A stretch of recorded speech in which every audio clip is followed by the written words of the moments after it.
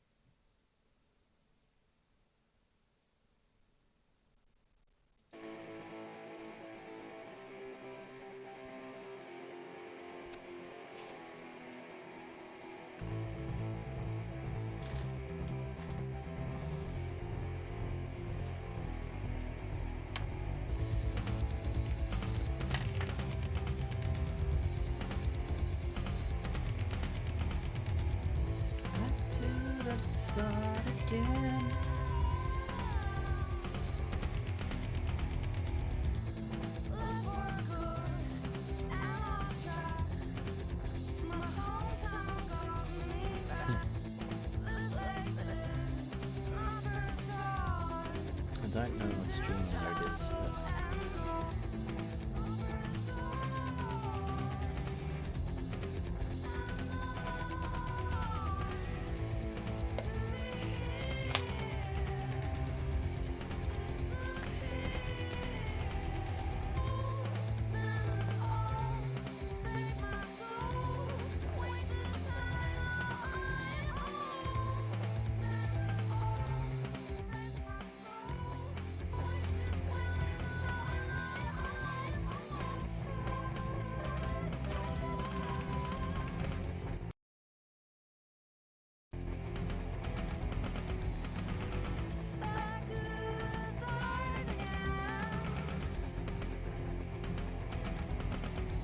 What was that?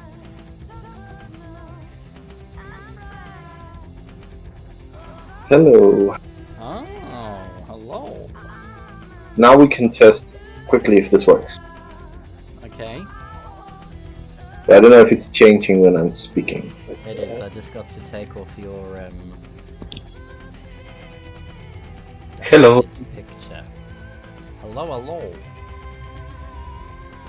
Okay. Hey. I'll just go back for a second. Sorry. Sorry. Logo, Ray, are you in? I am. Oh, your picture works, man. My what? Your Discord picture works. Oh, on Twitch. I see. Send me the link if you can, please. Because I don't have an account, so I don't know if I can enter, but I would like to see it. Okay. Oh, let me see.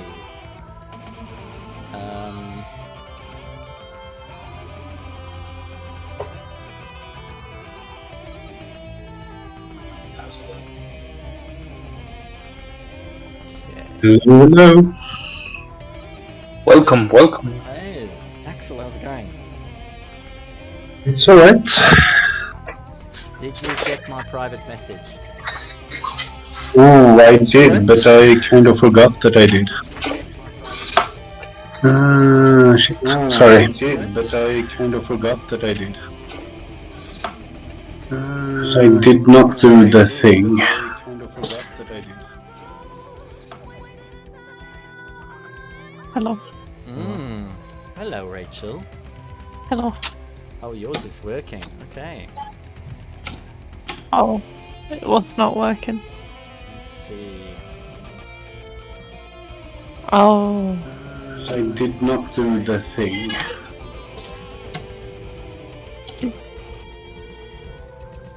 Hello. Hello, Rachel. Hello. Yours is working. Oh, it was not So- working. Ah, Oh. got to send the So I link to the did not thingy. do the thing. Yeah, who's not? Okay, so let's see. Oh, everybody's typing now. Yeah, Rachel, yours works, but give us a Test? Oh, I think it. Yeah, it does work. I think. Yeah. Yours works, Dustin's works, Ray's working. Yeah, I don't have my Discord login account stuff. What? Yeah, Rachel, yours It's just saved on my computer and phone, so I don't use it ever. Oh, I think. At least Yeah, it's it not does in the work. list of the things I have. No.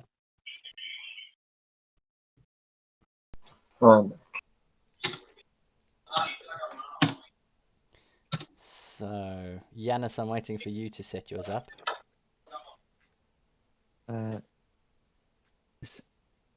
There's the link. Let's copy link.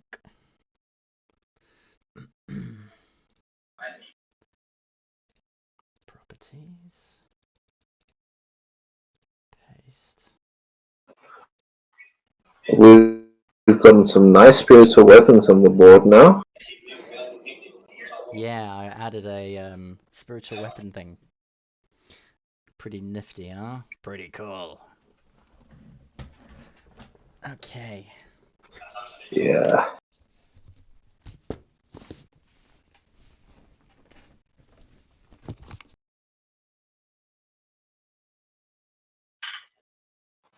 Oh, and Stefan is a dinosaur. Yeah. Okay. So, go on, Rachel. No, I just thought it was funny that you're a dinosaur. Absolutely. Yes. It's with the jungle background, you know. We're going for a theme here, people. Ah, So, we've got the map, we've got the DM corner, we've got our own personal chat on the side, we've got the Twitch chat, and then every time you guys talk with Discord, your image changes, so we can work on images as you want them. Obviously, Rachel, your character, when every time you change seasons, we'll have to change yours. Oh yeah. I won't change too often. Don't worry. Oh, you're welcome to. Oh, Hey, Barco, move. Oh, he does it. Nice. dance minion. Why are you a dinosaur?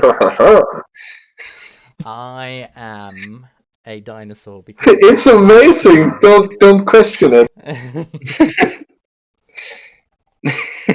Alright. So Oh my god, it talks. yeah, I love it. I know. Yeah, that's the point. It moves its mouth. So the camera follows my head as well. Every time I switch looking at screens, I look left and right on the dinosaur. Stefan wanted to be a VTuber, but he didn't describe what kind of VTuber he wanted to be. Nice. I actually have a selection. So when I started using it, yeah, I was the dragon. And then I was the demon. Ah. Ah. Oh. And yet I cannot say which one of them suits you the best, but I really like the dinosaur. The dinosaur's Oh, the good. burger. Yeah. This is way. Oh. Oh. Very seasonal. Yeah, the snowman's quite good too. Maybe we'll keep. Well, I'm gonna keep the dinosaur until it's like properly winter, and I've got Father Yes. Christmas as First well. of December. Yeah, and then around Christmas. Oh, mind you, we're not streaming around Christmas. What a pity. Just need to make a Christmas special. Oh, gobble, gobble, But gobble. we have two December ones, don't we? I think so. Yes, 7 and 14, I believe it is. If we don't have two, the November one counts as well. Last November one. So we. Yeah, the 21st would be a one shot because Yanis won't be able to make it.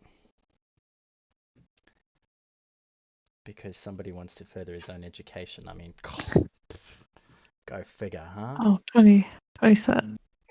Been there, done that. It's not worth it.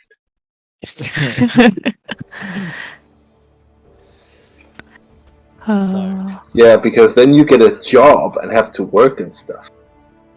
This is true. Yeah, he's Yeah. really looking forward to doing that. Yeah. I'm sure he is. Does everyone like their pictures, by the way? Yes. I find it very interesting that you chose mine to look smug when I talk. Yeah, well, you know, of course. I imagine that Dusted is always smug when he talks. Okay, let's see. Lunan. Only after he got the hat, which is the only thing we need to fix. Well, Valrus is very angry when he talks and smug otherwise. I quite like Yelena's one as well. Just angry. Always angry. Always. So now we just need Axel for a sound check. Is she crossing a heart in that picture? Is she crossing her heart? No, crushing a Oh. heart Now I'm sound checking. with Does a it crushed work? fist there. Oh yeah. Oh, it works very well. It's a delay. I don't see the update version. Yeah, Twitch is 60 odd seconds. Oh, there we go. I'll yeah, if I'm on Twitch, I'll change the delay between like 30 seconds to 7 minutes, depending on what game I'm playing.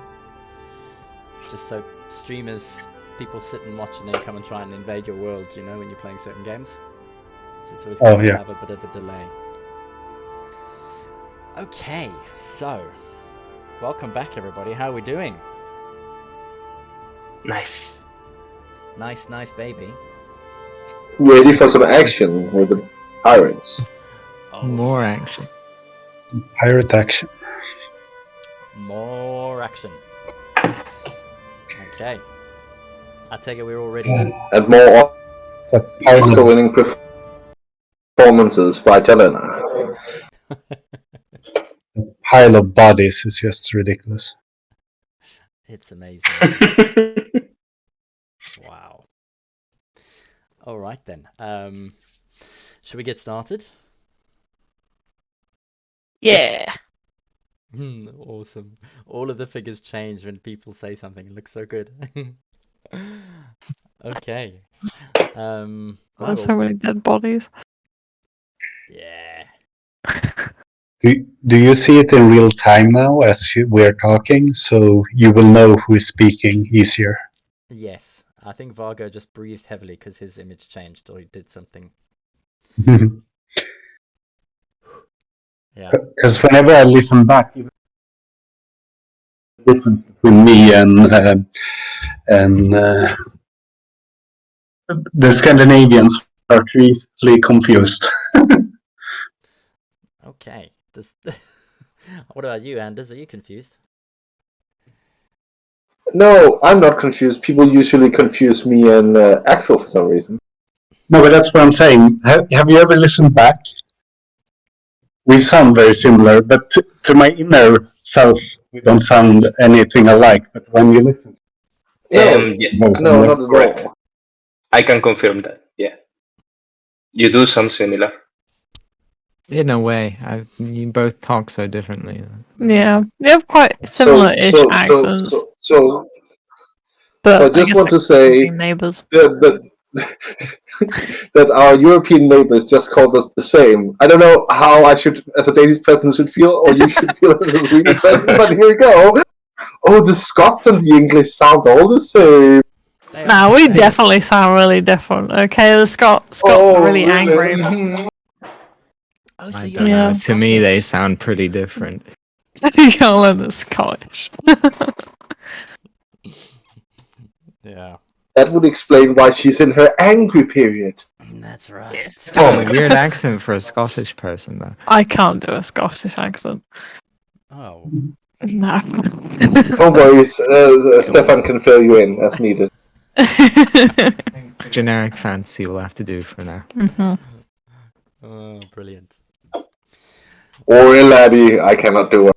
Oh, hey.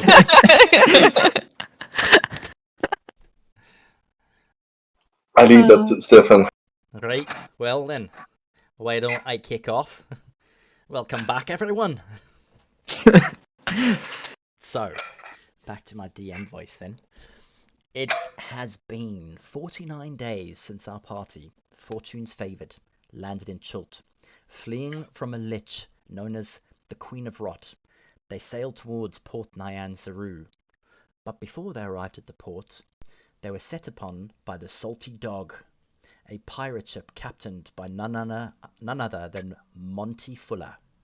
After a ship-to-ship battle in which our party were victorious, they then ran into Aramak, the guardian of the Bay of Chult, and threw over 2 chests filled with loot in order to appease the mighty beast. Our party arrived safely, met their contact Wakanga, one of the 7 merchant princes running the city, and then set about finding a cure to the death curse plaguing all the lands. After almost 6 weeks travelling the jungles of Chult, our party returned to Port Nyan Saru. During their travels, they uncovered a plot to overthrow the largest dwarven mining operation on Chult, belonging to the strong-clanging dwarves. Thanks to the party, evidence was uncovered from Fort Belluarian incriminating their commander, Liara Porter, making payoffs to one Cathla Ashenforge and the pirates pillaging the coastline. Cathla, the daughter of King Ashenforge, a rival dwarven clan, was posing as the consort of King Strong Clanging under the pseudonym of Cathla Syrinx, and she was secretly poisoning the king in an attempt to take power for herself and hand it to her father. With Fort Belluarian's Flaming Fist mercenaries and the pirates controlling the seas, there would be nothing to stop the Ashenforge dwarves in Baldur's Gate from controlling all of the trade in Chult and ruling the continent. That is, until our party returned to Port Nyan Saru, where they were chased by assassins in the jungle. On returning to Port Nyan Saru, they directly approached the leader of the Assassin's Guild, the merchant princess Jessamine, and our party uncovered the truth behind the plot. Lady Syndra immediately set off to inform those involved, and as a result, Cathla fled. With Cathla gone, nowhere to be seen, the king would now be able to recover and directly challenge Liara Porter at Fort Belluarian. But in order to be successful, the pirates needed to be dealt with first. Using a copy of the map carved into the dining table of Monty Fuller's Salty Dog, our party immediately set off for their hideout in Jahaka Bay, where they observed the pirates before moving in to eliminate them. They first dealt with the anchored ship in the bay, and then moved to destroy the moored ship at the docks before eliminating every single pirate within the tavern, including the ones passed out on or under the tables. After searching the area, they discovered 2 prisoners. Aris Clairtinthi Alor, a dragon-born priest of Savras, trying to get to Port Nyan Saru to ask for guidance from Father Zitemba, and one Jamshid Jazani, a ship's captain in command of a fleet of travelling merchants hailing from the desert region Chandala. When the 3rd pirate ship didn't appear as expected, the party rested and recovered until midday, when the Dragon Fang appeared on the horizon, nearing the bay. Luring the pirates into the cave, the party waited for the rowboats to dock and their passengers disembarked, before savagely attacking them, a fireball from Valrus decimating half the pirates in one blast. And so, we pick up at the top of round 2. Aris Cleftinthi Alor and Captain Jamshid Jazani are hiding in the rooms across the bridge. Valrus is hiding behind the cave mouth pillar. Lunan is standing out in the open, not too far from the jetty, directly behind Dusted, who has climbed aboard the jetty and is now surrounded by pirates. Yelena is manning a ballista on the Sturge anchored outside the cave mouth, and Vargo is with the dwarves on the ramparts, manning the other ballista. top of the order is Vargo in our combat, closely followed by Dusted Coal. Alrighty. The enemy captain was trying to enter the building. Isn't that right? Correct. So the enemy captain is actually at full sprint, heading towards the double doors with one of the thugs behind him. Alrighty. I will try to intercept him, casting a web in front of the doors. Ah, that's why the web appeared like half an hour ago. Yes. Okay, so you're gonna cast web. Mm-hmm. All right.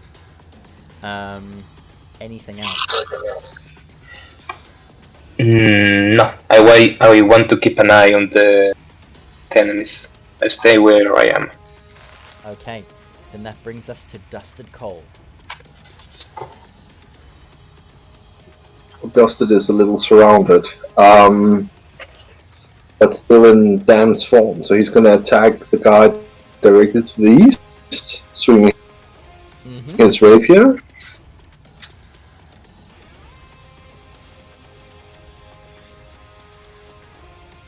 Oh, 23. that definitely hits. And we'll take 10 damage. Oh, so first attack as you run him through with your rapier and pull it out, the blood gushes, he drops to his knees. Surprise on his face as he looks at you, and his corpse hits the ground, dead. Second attack? Yeah, as he draws it out, he'll do it down upwards slash at the second one to the southeast of him. Also with the rapier. And that's a 24. Jesus. 15 gets a 24. And 12 damage. Again, and the second one, as you do an upward slash, you just catch him under the chin and the throat, tearing half of his throat out and his carotid. Blood gushing, he also falls over. Deceased. And Dusted's gonna move with him and around to Okay. here. Still keeping within melee distance of the other one. Yeah. Yeah. Alright. Bonus action or anything else? No, that will do for now. Okay. That will bring us then to the first mate, who is standing on the dock just outside the blast range, and she is going to move and drop down into the water, and immediately she is going to, bear with me 1 second, 1, 2, there we go.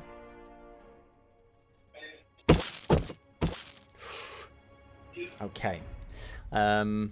She disappears from view. As Vargo, you're looking and casting your web.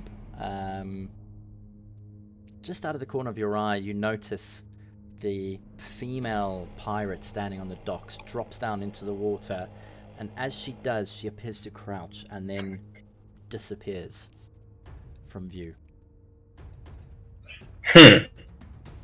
Who was it that wanted to feed the sharks again?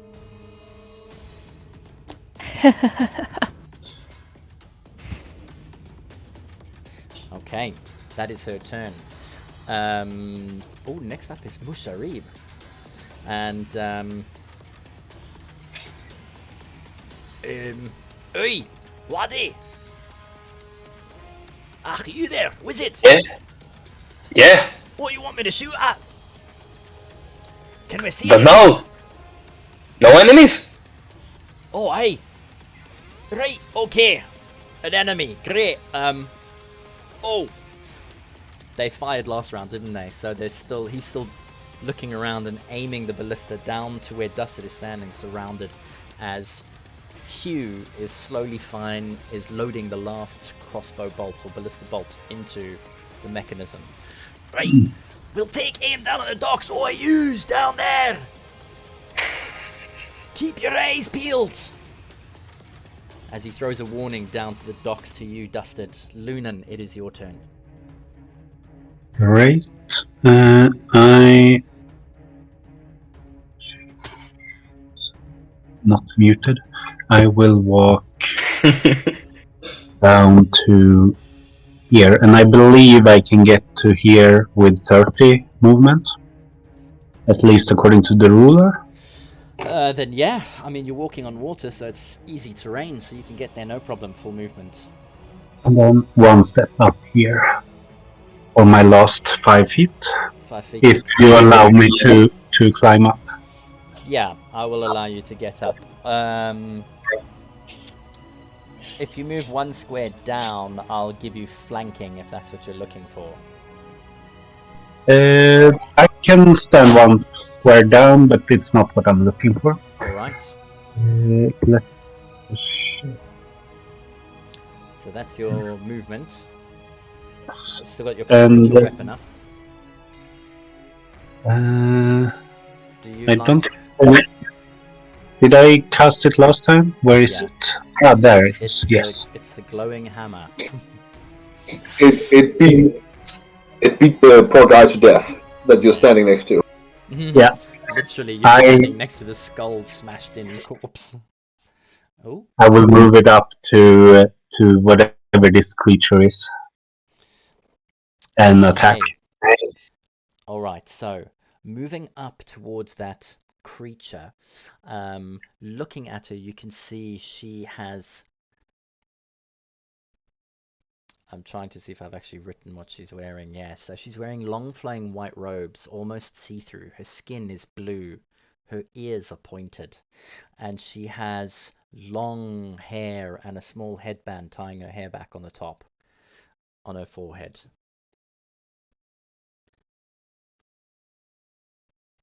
Okay. And She looks... roll a wisdom or intelligence check for me, Lunan. I definitely go for wisdom. 17 plus 5, 22 wisdom check.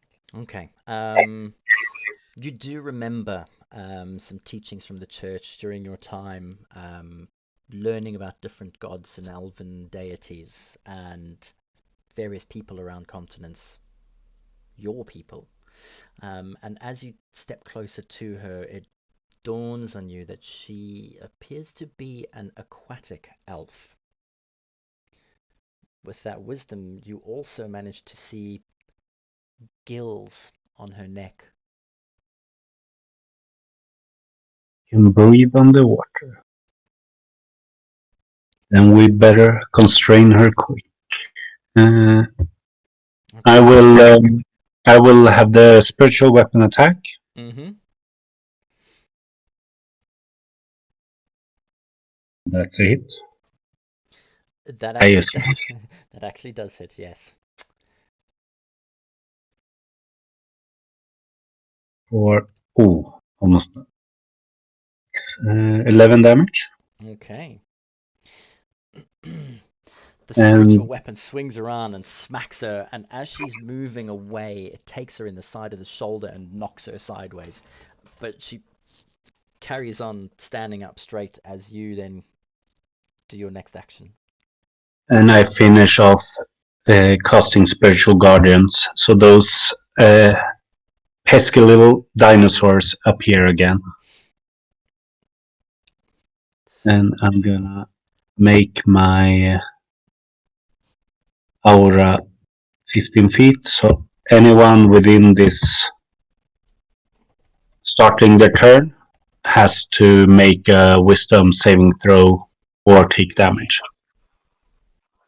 Don't you get to choose which ones? Because I would really not like to do that. Yes. Any enemy. I'm Can you- 99%. Oh, okay. Can you send it to the game log? Sure. It says Oh, come on. There we go.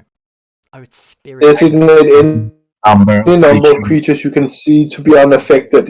Yeah. And I'm looking at Dusted for this. And I would also throw it on the guys up on the roof in case they would come close. I don't think I see Jarlena, or maybe I do. Then I will throw it on. I will throw it on everyone I see, actually. So it's up to the DM to decide who those are. Everyone in the... You mean everyone in your party? Yeah. So let's just see quickly here. You can... Any non-creatures you can see to be unaffected, and affected creature speed is halved in the area, so that's within 15 feet of you, yeah? Yep. Okay. I'm going to...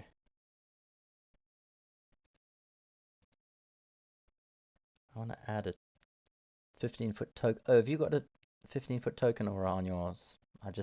Yeah, I have it. I can make it clearer if you like.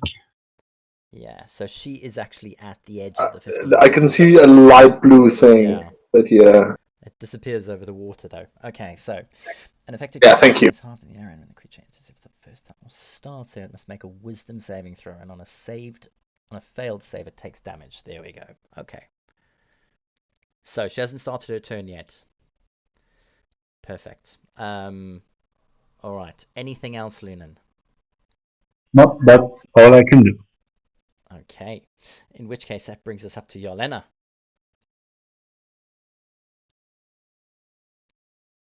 w- I was thinking of using the ballista, but then I realized that it would take me 3 rounds to Load it on your own. get it all ready. You could still take a shot because you're up there. Is it loaded? It is. Oh, okay. You didn't break it, and the pirates were using it to cover the bay, so... Decisions. Hold on, let me double check the distance. No, she's gonna aim at the lady that the hammer is attacking. Okay. And so it's got a... try and shoot it. It's a 300 foot range. Yes, she is. She's 105 feet away. So that should be okay. So it'll be at disadvantage because it's long range. Oh, I thought 100 was like the... Oh, no. Oh, it's disadvantage anyway. Because I'm not using my short sword. Well then, doesn't make a difference, does it? No, I roll just a regular dex because I don't think I have proficiency. You will not have proficiency. Yeah. The only person in the 2 group I think will be dexes. Dusted. At disadvantage. I don't know if the ballista itself has a bonus, but I'll just throw my rolls in. Wow! Wow! You get a plus 6. Am I getting hit by something? Oh my god! 2 1s. Get it all out. Did you roll 2 natural 1s? Holy shit! Okay, well, That's like super unlucky. Oh my god. I think it hits me in that case. The entire jetty just explodes. Oh my god. I just break the ballista. So, it is with the ballista's bonus. It's an 11. That's pretty alright. Which is okay. An 11 is enough to miss everybody. So as you fire it in, instead of the ballista going straight, you're a little bit jaunty as the recoil kicks in, and as it does, you pull back on the ballista, and the bolt just flies straight above Valrus's head, into the stone pillar above him. Valrus, as you're crouching on the water behind this pillar, you just feel this like shudder of small rocks and rubble and gravel as you look up about 10 feet above you.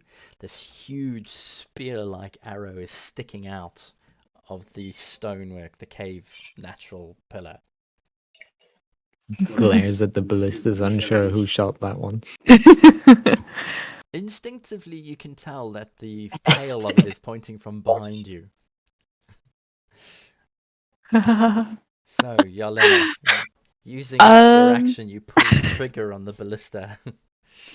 And then realizing that that's not gonna work, she will start to climb down, as if she's gonna head towards where the others all are.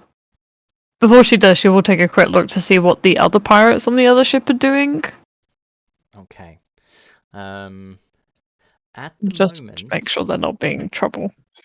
so at the moment, roll. Actually, they're quite far away, so roll a perception Yeah. check for me first, and Yeah. then an athletics climbing down the ship second.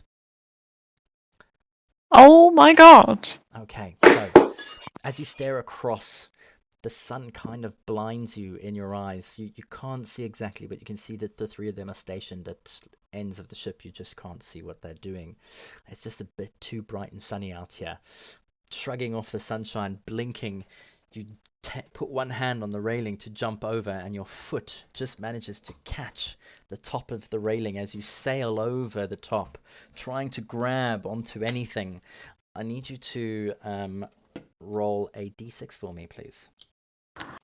Oh my life. As you reach out, your hands are nowhere near the edge of the ship, and you belly flop straight onto basically Ow. concrete, seeing as you're still walking on water. Yeah. The wind gets Oh. knocked out of you, and you only take 2 points of damage. Okay. It's just misfortune after misfortune. And she'll walk her 30 foot towards. The problem is falling from that high, you landed prone, so half your movement will be to stand up. She'll walk her 15 foot. as There you we limp, go. sucking on air, 15 foot away from the rocking ship next to you. Bonus action? No, I think that will probably be it, because I don't think anyone would be in range for anything. I know what I'm going to do next turn, though. All right. Okay. That's me. Then that brings us up to our sea elf. And she needs to make a wisdom saving throw.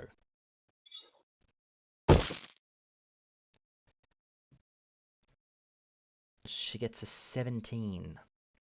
She passes. That's awesome, because as she does, she steps out of the range. And It's still half damage. Yeah, It's still it's half still damage. 3d8 divided by 2. So then go ahead and roll your damage, good sir. Roll high. 5 damage. Okay. So you've done 16 to her altogether. And that's radiant damage, isn't it? I believe it was radiant. Mm.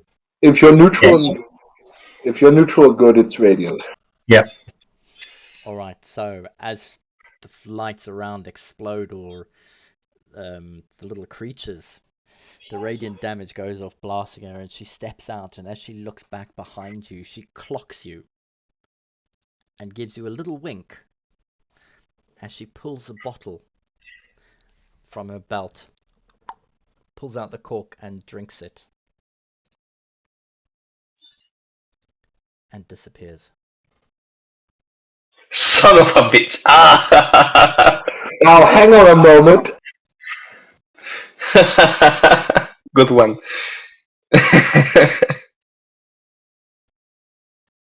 That is her Where turn. is Fairy Fire when you need it? That brings us to Valrus.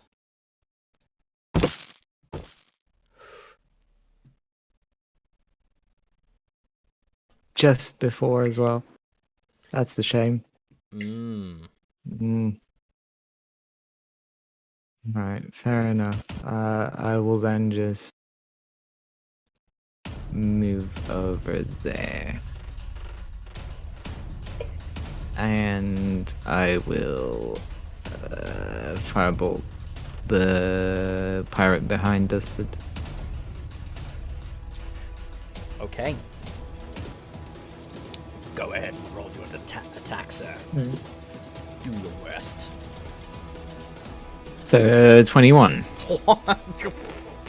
That definitely. My god.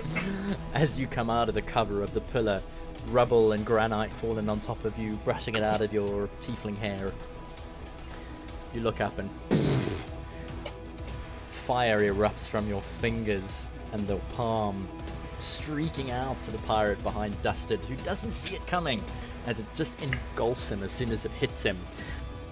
And before he can even get a scream out, he's dead and on the ground. And it's Jarlena. Oh wow, that's every pirate bandit. God damn it.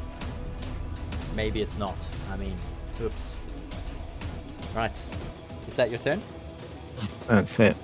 Okay, which brings us up to the pirate captain. And he has to make a Dexterity saving throw, DC 15.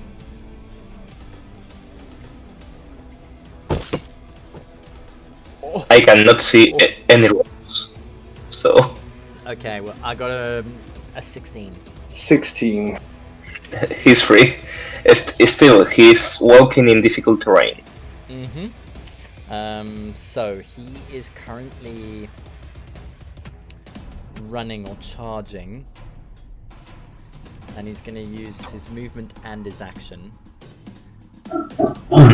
So he gets to move 15 feet through difficult. That's his turn, and then another 15 feet inside. Yeah, Alrighty. that is him. So he is currently under. Oh. You alright? Next up then is Hugh, as Hugh helps finishing loading the ballista. Oh god. Do you think I could be a bit more help if I maybe... Oh actually, Valrus or Vargo, can you roll a perception check for me for Hugh, please? Alright, but I cannot see any rolls at the moment. Can you Did roll? that I'll win? roll for Hugh. Alright. Go on, Yanis, you roll. That's a 20, isn't it? Oh, yeah. I just want to see. Yeah. Oh. 6 plus his perception. He gets nothing on his wisdom, good guy. Ah. Okay, in which case he doesn't see the captain running through the web and passing out into the doorway, so he is going to continue loading the ballista and help aim down at the last thug on the bottom. Which brings us to the pirate thug. In front of Dusted, he is going to... Oh, damn it. You've actually ruined my plans. Alright, Dusted, he gets 2 melee attacks, but... First he rolls first wisdom he has to save. roll a wisdom saving throw, yes. He got a 15. By the power of the Losseret. So the He dinosaur, needs a 16? yeah, the dinosaur chickens does 17 damage to him. Holy crap.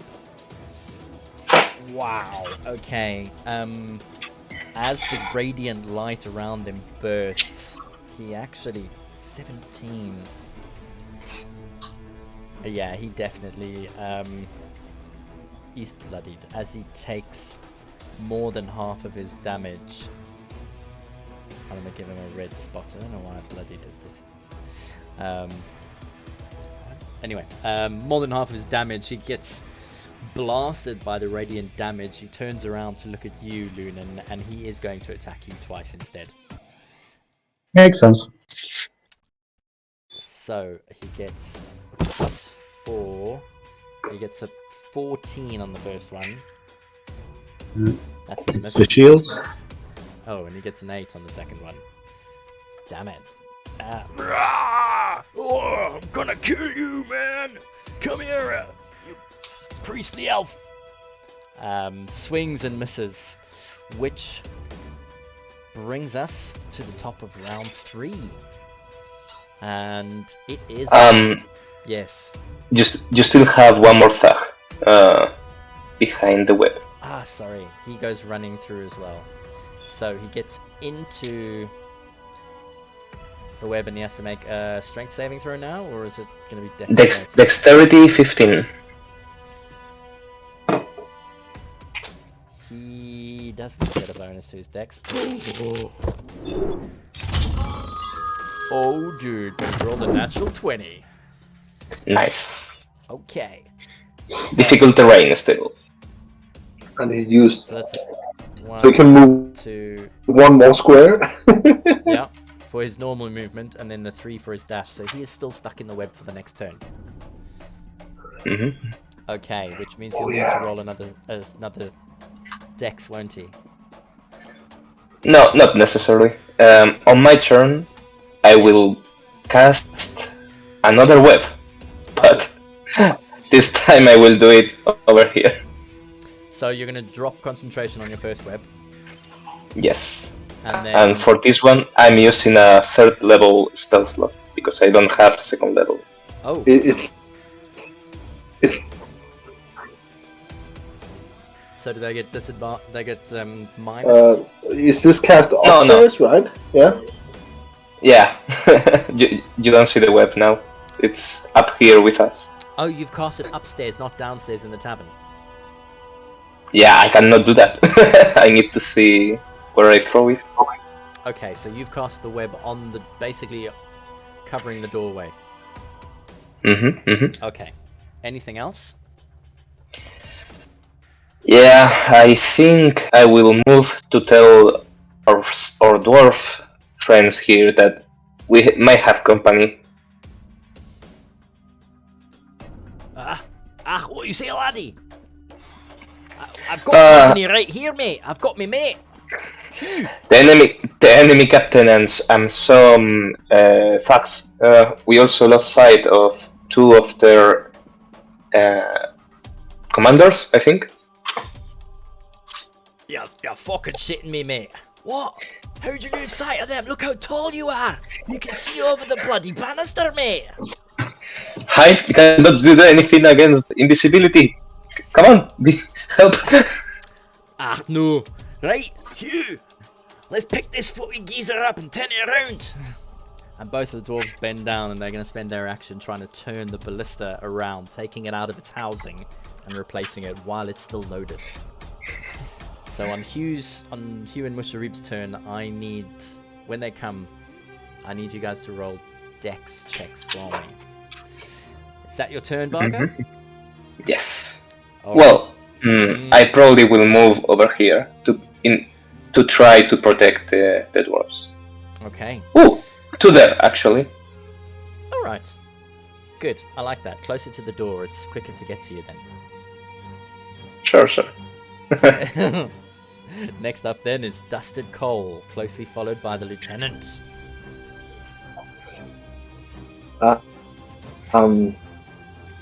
Bastard is gonna do a quick bomb.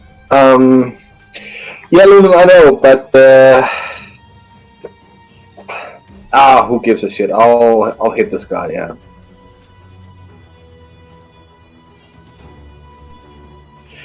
I'll try to anyway. 22. Yeah, 22 hits. What do you mean you'll try to anyway? Yeah, no. Okay, Fine. he's still standing.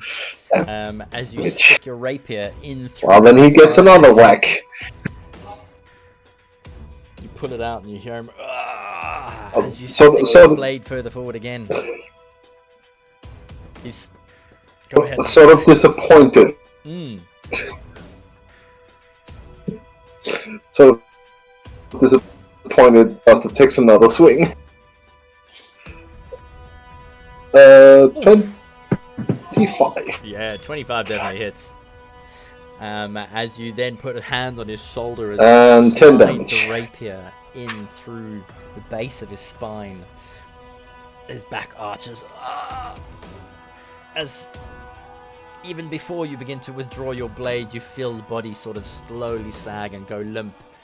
And you don't even have to pull the rapier out. The weight of his own body falling forward and off the edge of the pier and into the water. I'll put it. Yeah, and letting slide. Letting slide into the water. That's gonna make a quick nod at Lunan, respectful nod, and he doesn't know where this spellcaster is gone. So I'm just gonna take my moves one by one, and you tell me if I bump into someone, okay? Mm-hmm.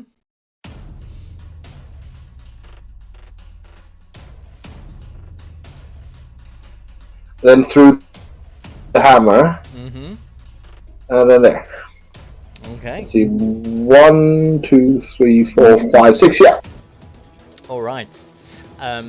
Dusted, while you are there, I would like you to roll a perception check for me, please. Oh, right. Oh, sorry, I opened your character sheet. Yeah. He's too panicked and worried about the captain running into the tavern to worry about that. Okay. Well, this is your roll for what's coming, so I just wanted to be prepared. Okay, is that your turn? Yep. Okay. You've gone. So then it is the lieutenant.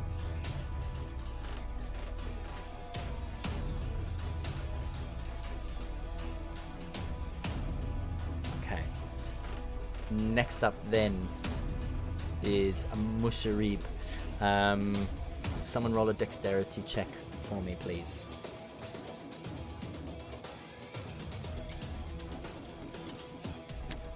I'll roll a d20. 10 plus whatever he has. Yeah, right. So it's plus his proficiency. He gets double proficiency for tinkering with equipment and siege weapons. Mhm. So that brings us to 16 for him, which is a definite pass for him. No problem. As he sets to work and they pull the pins out and take note of where it goes, Hugh's busy helping him. Next up then is Lunan. Lunan looks around trying to see any disturbance from the guy who went invisible or the woman. Okay. Like dust being brought up or water splashing in a weird way. Mm-hmm. Roll a perception check for me, please.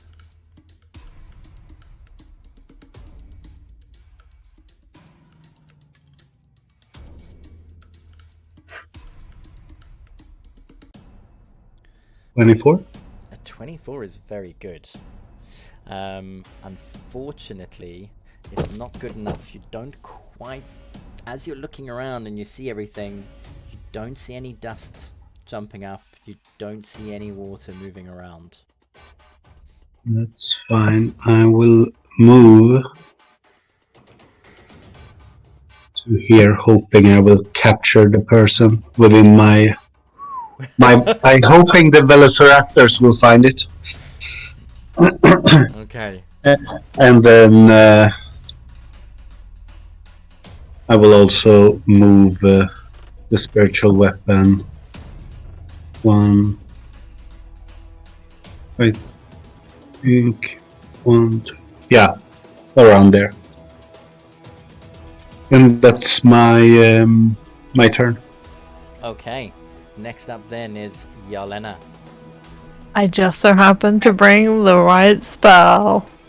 Somehow, I'm gonna cast See Invisibility.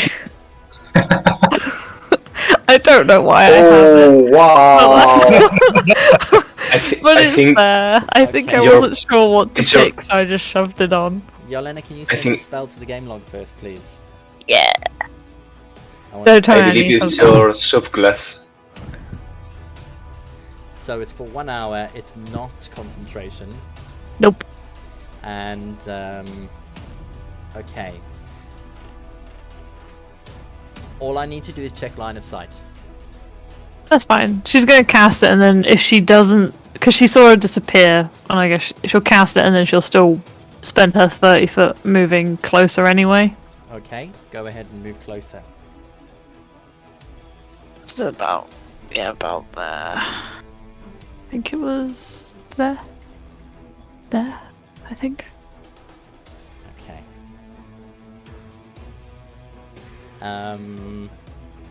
I've taken a picture of the map. I'll probably take a bigger one actually. Let me just do this and see if I can get the ruler in.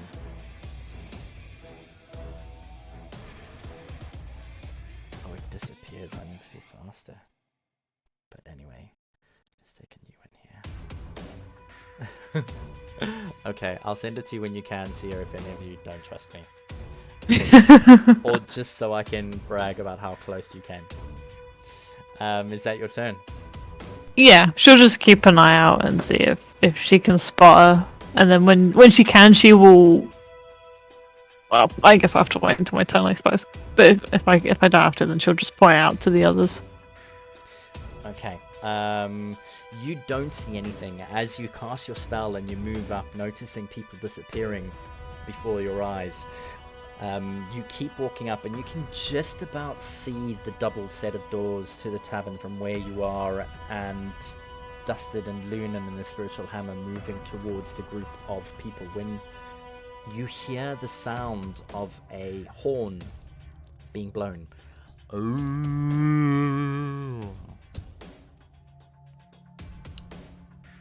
Not too loudly.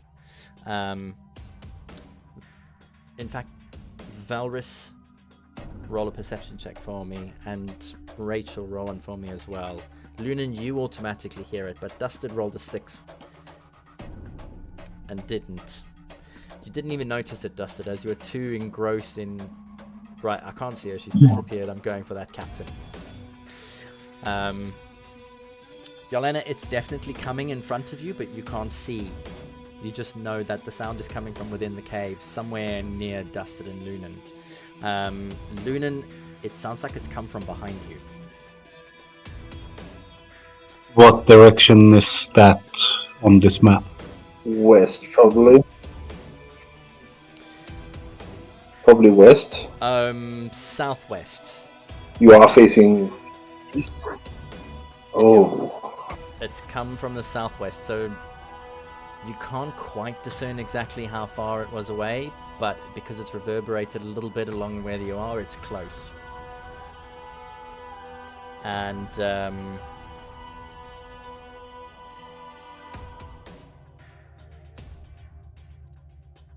yes.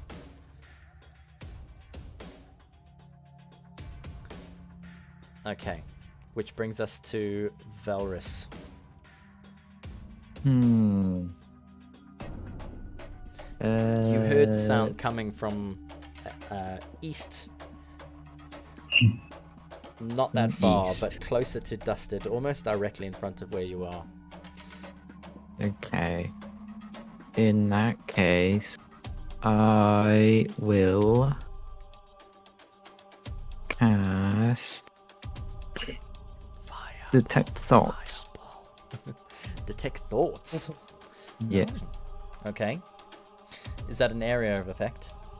It's 30-foot range from me. And lasts for 1 minute. It's a concentration. And then I will move. Get on the boat. Okay. Over there, I suppose. And see if I can find them.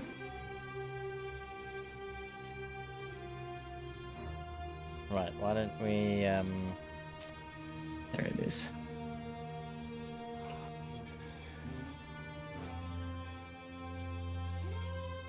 that is your aura for your 30 foot.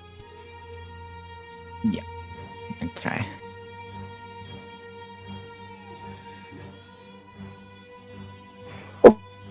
But you have to see the here.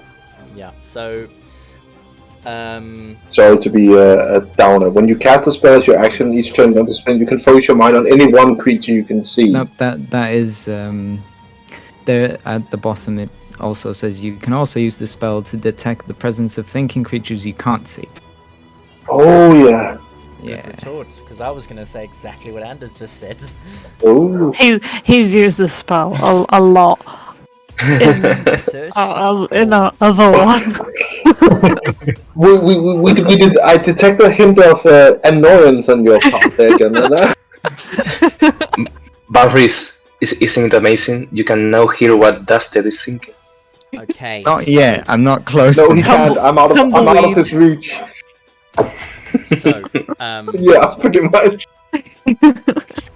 Vargo. What? No, Valros, sorry. Yes, indeed. Within your 30-foot range, it doesn't say you can pinpoint where they are. You can indeed detect the thoughts of a creature. It's obviously got a higher than 3 intelligence. And all you can hear is, "Come to me, my darling. Come to me, my darling, come." Release the Kraken. Okay. Come to me. Hush, Eye of the Durin. deep summons you. Boy. Okay.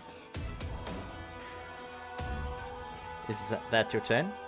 That is my turn.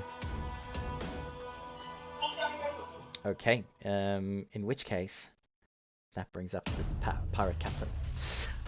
As he runs to the bottom of the staircase, that's 10. Jeez, let's say he gets to the doorway on 30, opens it, and steps right into the web with his bonus action as a dash. He needs to make a dex check. DC is 15. And he fails. Yay. He is restrained. 30. Was he 3 or 4 squares behind? About 3. So he's going to use his... Okay. So the other thug uses his action as well and gets up into there. It's an ally, so he can move through, and he moves to there. And let's roll... Oh wait, sorry, it's not the thug's go. It's Hugh next. I skipped him out because he turned the ballista around.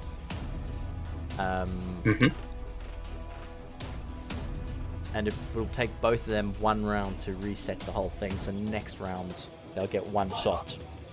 And as they do turn it around, Hugh finishes while Musharib starts pointing, and he drops to his knees, and as you see, starts shaking his head. He's like, "Oh, no, call me now. Okay, come on, big guy, you can do this."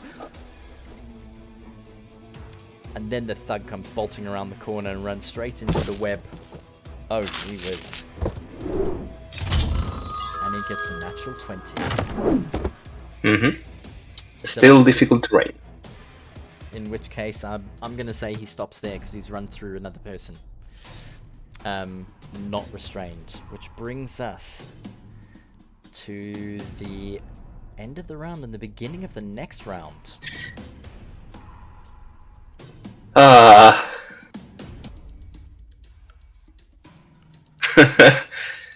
I will probably... Yeah... This is tricky. This is a tricky one. Is the thug... is any of them are seem damage at all? Neither of... hold on. Because they were caught in the blast, yes. The captain is damaged. They both are. Percentage-wise? Ooh, I'd say... Nah, it's okay. It's okay, it's okay. Alrighty. Then I will cast Toll the Dead on the thug, not the captain.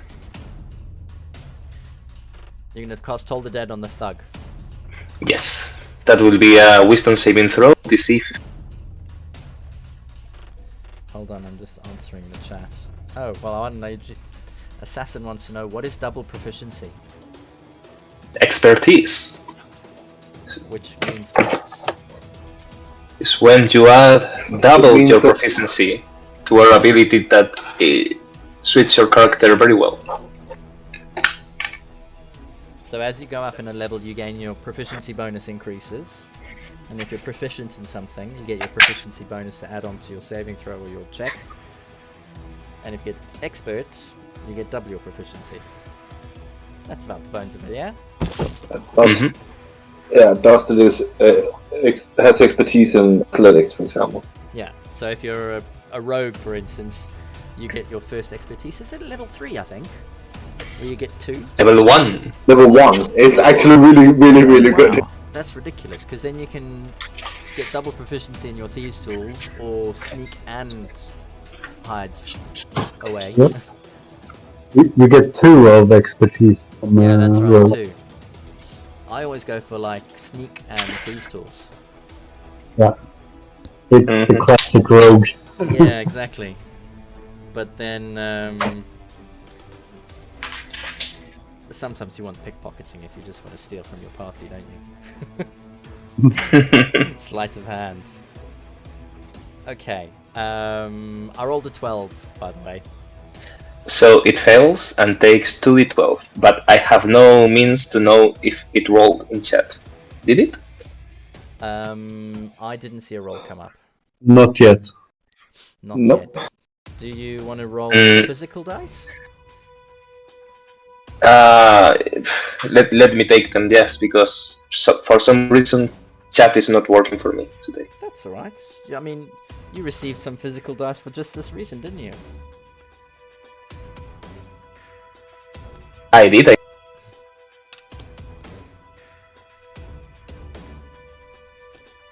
Okay. While he's busy rolling his damage, Dusted, you're gonna be up next. Dustin obviously doesn't know where the sea witch or whatever it is went. So he's gonna run straight to the towards the doors. Okay. Using your bonus action to dash. No, my actual action. Go ahead. and- 13 damage, DM. I'm not a rogue, unfortunately. 13 Necrotic. necrotic, thank you. So, okay. He's still standing, but he's severely bloodied. As a necrotic damage deals almost deep, dark scars all over his body, and the blood begins to spray out of various bits of him. Dusted goes running across the ground, sprinting, in fact, to the double doors that are open. And heal himself for 14 using second wind. Ooh, sneaky.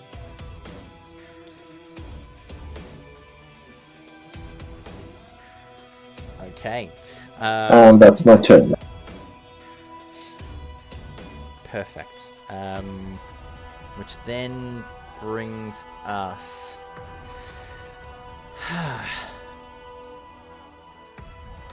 Having run into the web. Where does he? Oh, my bloody captain's right at the bottom. Shit the bed. Okay. Right, the lieutenant goes. Let me just. As she does. God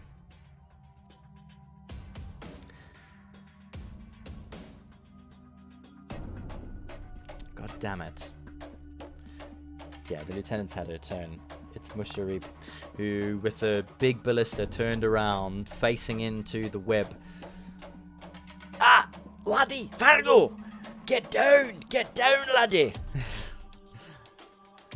He pulls the trigger on the ballista, aiming for the thug and the captain in an attempt to spear them, Yelena style.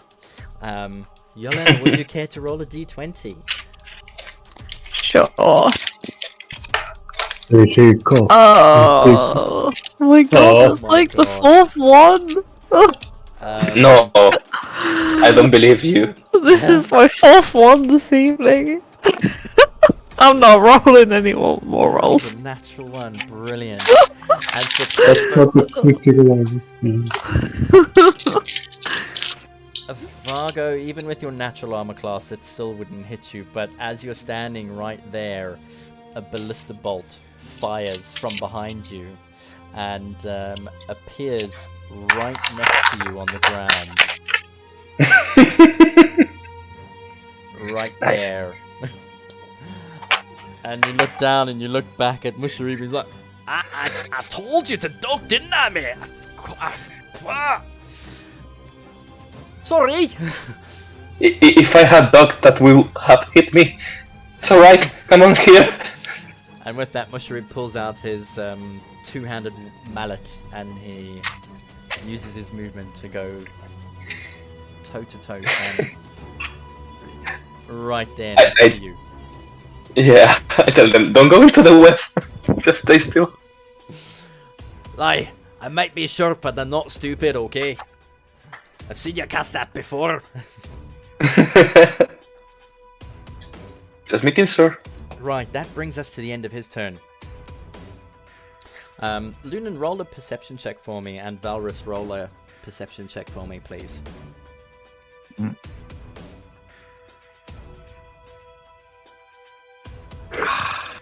5. Only 23. Good, because even though the rocks are obscuring your view, what you see out of the corner of your eyes from behind you, the water has been swirling, and you didn't really notice it until all of a sudden, about 20 feet away, you notice this wave cresting as it's rushing at full speed towards you. In fact, as you turn your neck, you notice it's going straight for Valrus. And as it does, you can almost swear that you can see a face forming as the water rises 7 feet above the ground, and with it 3 or 4 smaller waves behind it, almost as if they're about to break all over Valrus and wet him. Which brings us up to your turn.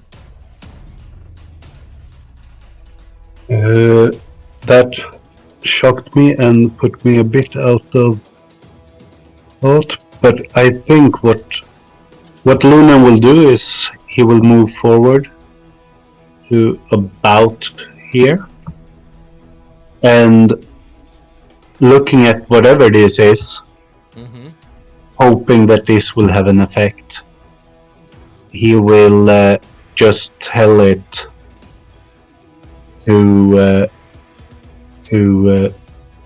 turn, or flee is the word, and I cast command on it. Okay. Have no idea if it will have an effect. Here you have it in the game log.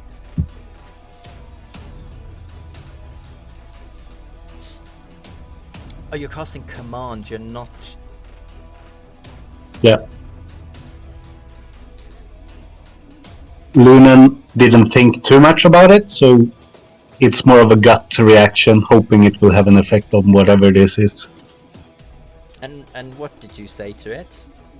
Flee. Flee.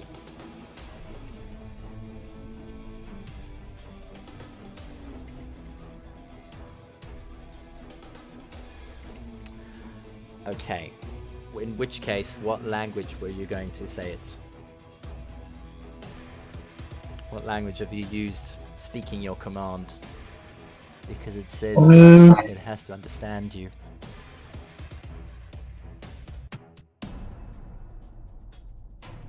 It's 50-50 common or elven, but I will roll for it. Okay.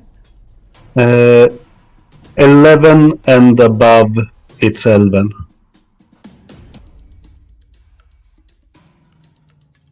So it's common. Alright. Speaking common, as you command it to flee, it doesn't appear to have any effect as it still continues to move forward at pace, at blinding speed. And as bonus action, I'm also sending the spiritual weapon towards it. 1, 2, 3, 4. And I believe I have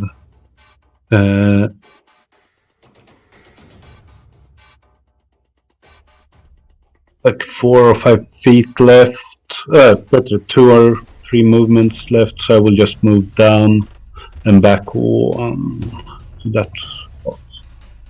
And that's my turn. Okay.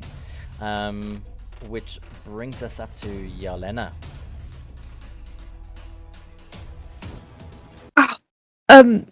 She's gonna. Where did they? She'll move 15 foot.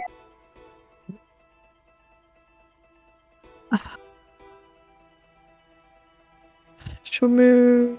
I'm just trying to think what the best thing to do is. She's gonna move 15 feet there. I think that was 15. Yeah. And if she can't see the lady, I just want to double check if I can move this thing.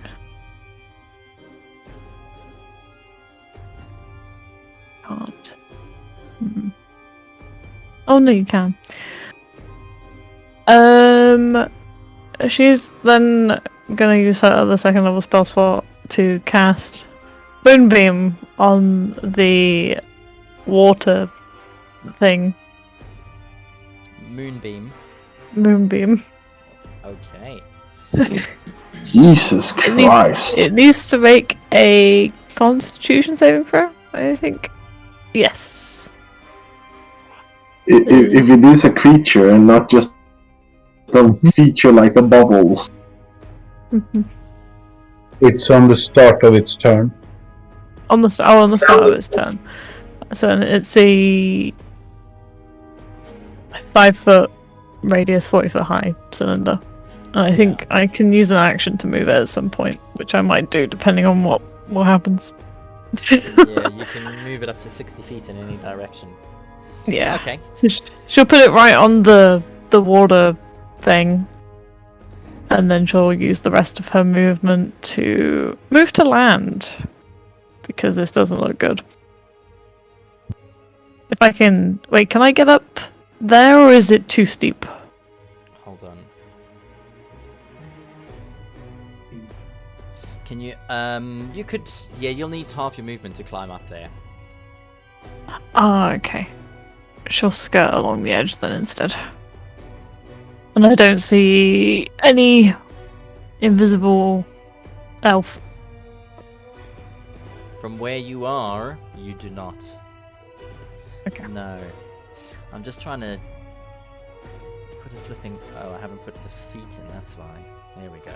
Okay, so that's the 5-foot aura around the water beastie. Okie dokie. Okay. Lunan, what saving throw does she have to make again? Is it wisdom? DC 16. Okay, she rolls a 21 altogether. And takes half damage, so 8.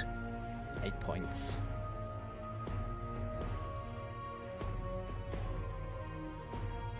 Okay. Right, she's still... So all the rats scurry off into an area somewhere. They do, in fact, yes.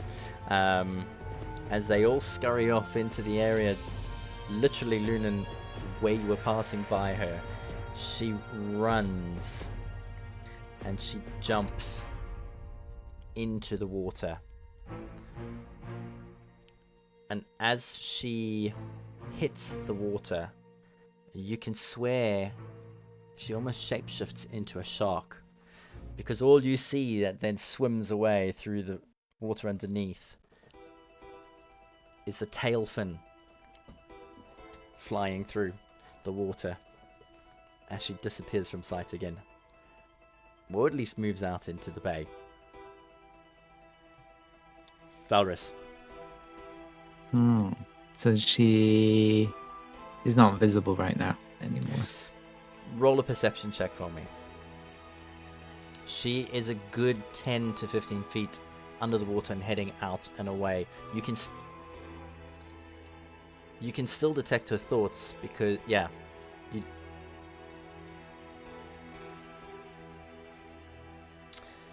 With the detecting thoughts, I would probably give you advantage on that, so I'll let you have it. So, yeah, you can make out, using your detect thoughts and the movement that she's gone, where she is below the water, a good 12 feet, and she seems to be diving at a deeper distance to get away. Okay, but can I see her? Not clearly. Not clearly. I think you See a still bit have the of it, that should be token fine. visible. But I've still got the token open and visible, yeah.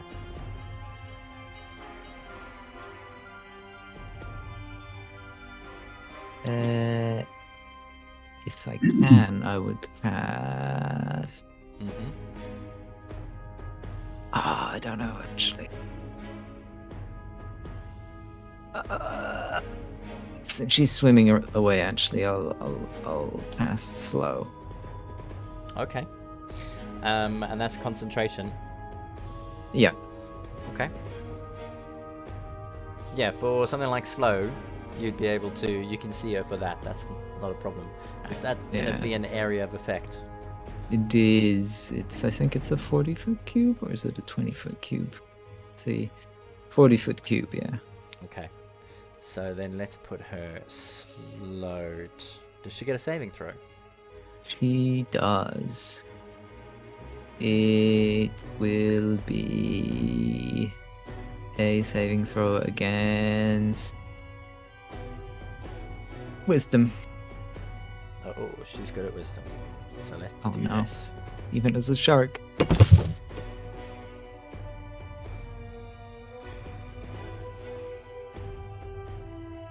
Oh no. Even if you used was a shark, she would have passed it, I think. 17 is still a good roll. Yeah.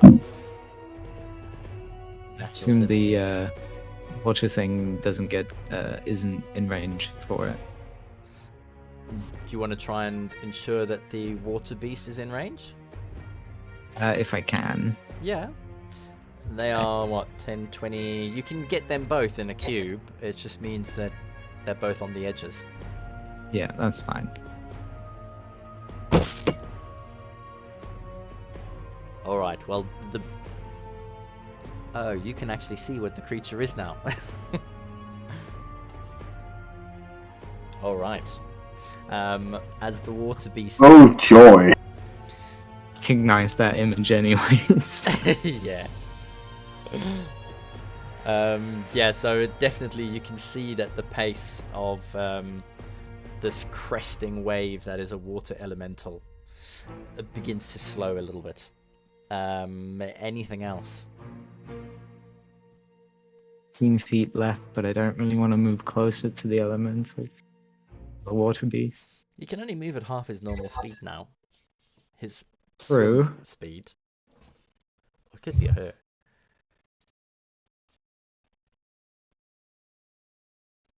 That's it, my precious. Come closer. Oh! Step down as well. There Are we you- go. Okay, so you're stepping onto the water. Yes. Perfect. Oh no. Okay. Anything else? The other concentration would drop then as well. On your detect thoughts? Yep. Alright, let's take that aura off then. Okay. Ain't she a beauty? Which brings us to the pirate captain who's restrained. So he's going to have to use his action to try and break out with a strength check. I think he was 15. And he rolls a 14. Varga, can you just double check? I'm pretty sure it was a 15. Oops, sorry, I was muted. He has to make a strength check, ability check, not Done. saving throw. Yeah, so Oh, what did you? What did you get? 14. Yeah, Yeah, against 15. it doesn't DC, pass. right? He needs Yeah. a 15, yeah. Okay, I thought. Still restrained. He's still restrained. But while he's restrained, he is going. Oh.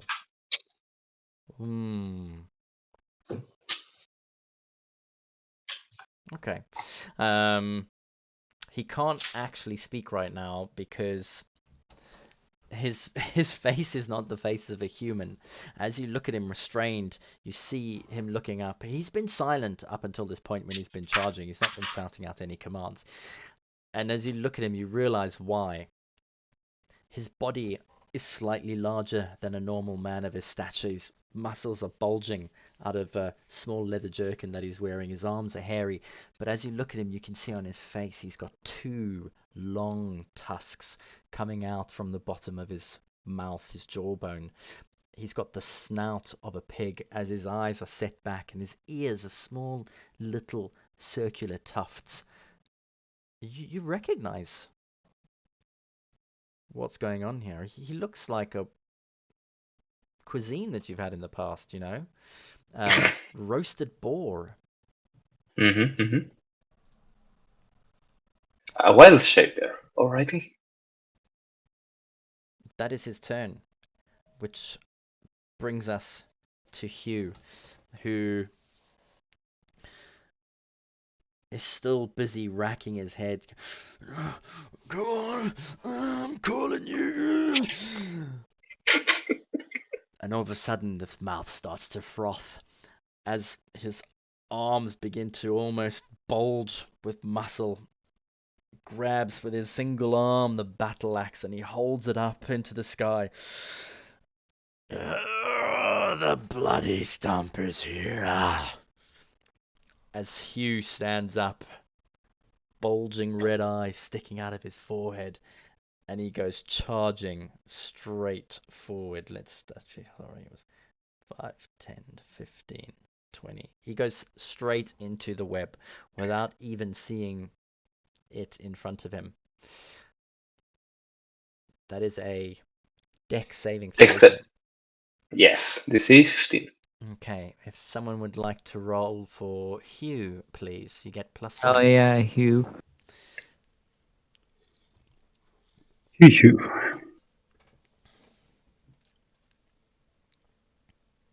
14.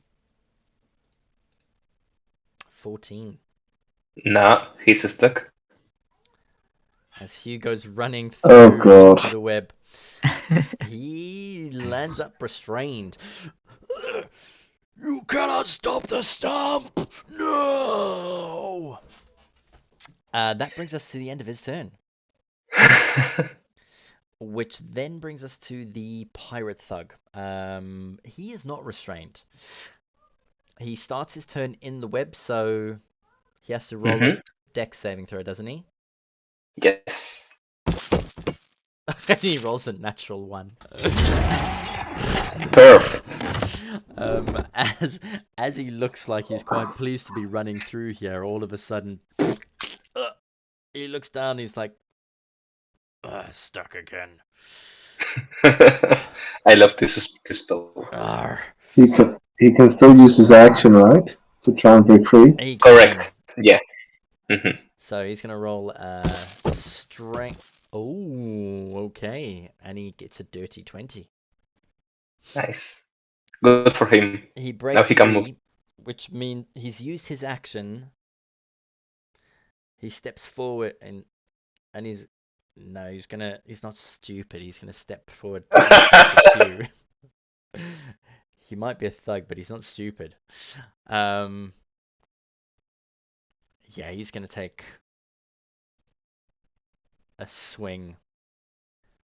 He used his action already He to did escape. use his action, didn't he? He can try to get out of it, though. In Yes, which case he he's can gonna, move out. Yeah, he's gonna move out to there. All right.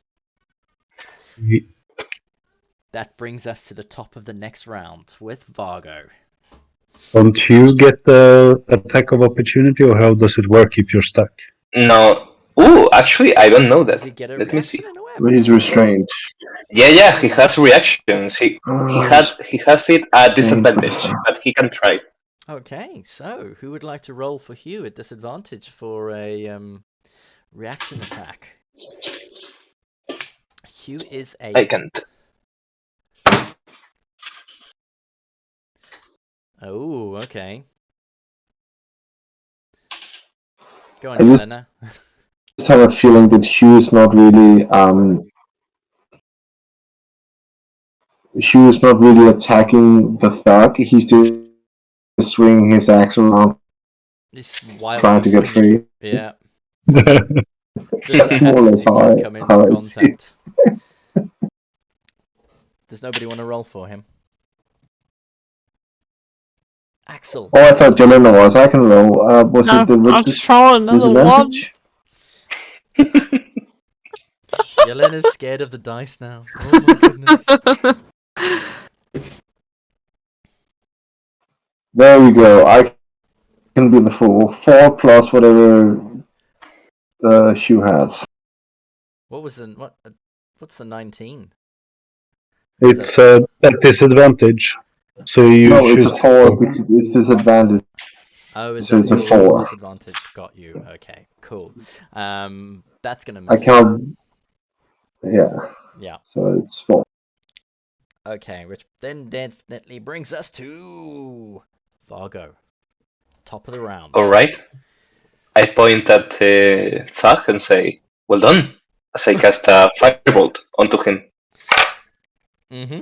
Firebolt. Alright. Yeah. You will have to trust me on this one, Dan. No worries. 14 plus whatever my bonus is. Let me see. You have 8.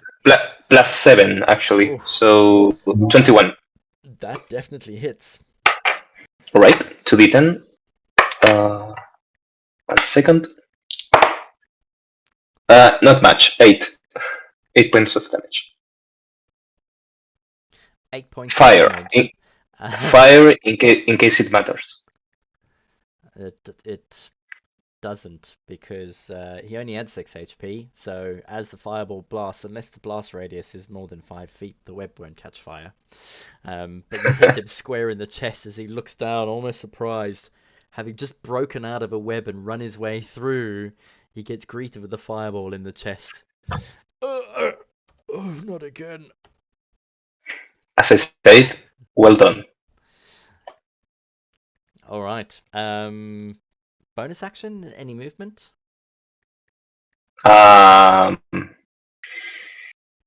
think I will move there. Let the dwarves take the front line.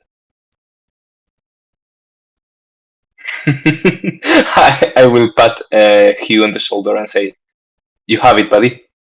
Keep trying." Ooh. Roll. I'm sorry.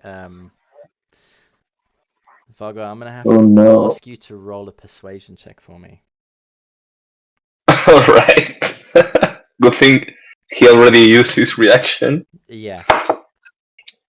So that's 9 plus whatever my persuasion is. Let me see. -1. It's -1. -1. Nice. 8. Okay. As you touch him, you realize he is in a bit of a frenzied state at the minute, and he looks and tries to bite your fingers as you lay hands on him. And because he's restrained, he can't quite turn to look at you just yet. Is that your action? Is that your turn? I love it. Yes. Okay, which brings us to Dusted Coal. Thank God he didn't do that to me last time. I think if I calculated correctly, if I dash, I can get up here behind the captain. Yeah? And I have to use my action to sprint up there. And as Dusted see this ball-like, I guess, creature, As you get to the top of the stairs... he's gonna stop. He had... Yeah. Mm-hmm. You greeted by the back of the he had captain. planned this thing he wanted to say anyway. Go on then. Yeah. And does it have something smart to say? That once he see the captain not look exactly like he did earlier, he stumbles and just stands there for a moment. And let's see. I have nothing else I can do at the moment, so I'll just have to stay there. No wisecracks or anything? Oh, okay. With the pause included,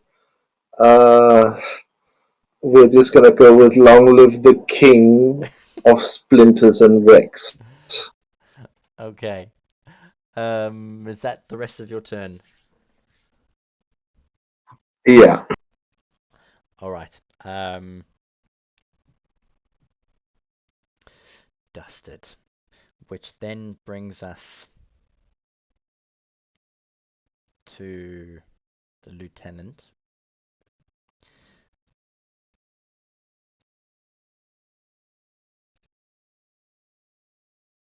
Oops.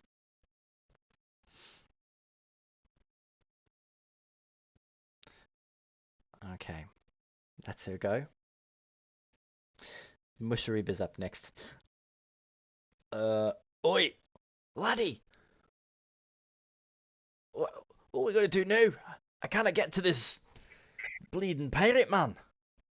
Musharib walks. Man de ballista! Oh, aye, right, okay. Oh. He walks back over to the ballista and he begins loading the mechanism. That is the rest of his turn. Right. Which brings us to the creature in the sea.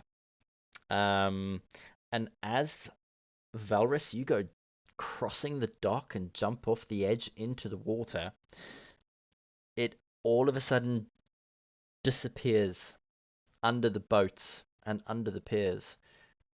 5, 10, 15, 20, 25, 30. As you standing on was the that water, half movement as well? that was, yeah, it's still got more Oh movement. my god. He gets It 90. will, it will take the moonbeam damage at this time. Yeah, it needs to make Mm. a wisdom save, but the moonbeam stays where it was. It doesn't follow. Oh, okay. well, It rolled only a 5. yeah, that fell. So I need to roll. My June. Why did you say first? 11 points of moon damage. Radiant damage. Love it! Moon damage. Oh, Radiant damage. radiant. Okay. How much? No. 11. It's 11 moon. moon damage. Yeah, 11. that's what it is now. Okay. As it disappears underneath the water then and rises underneath Valrus. Oops, wrong arse.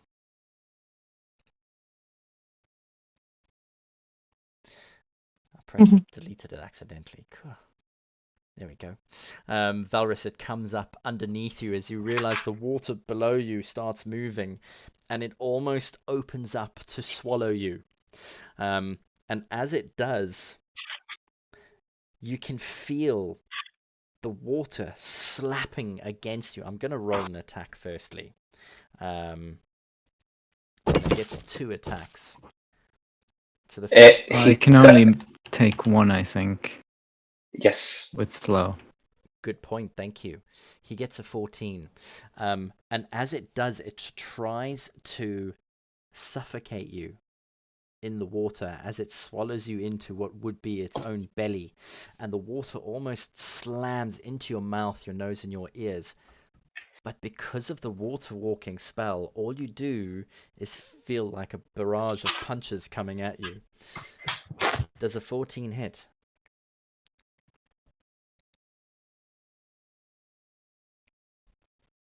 Valrus, what's your armor I class? don't believe so.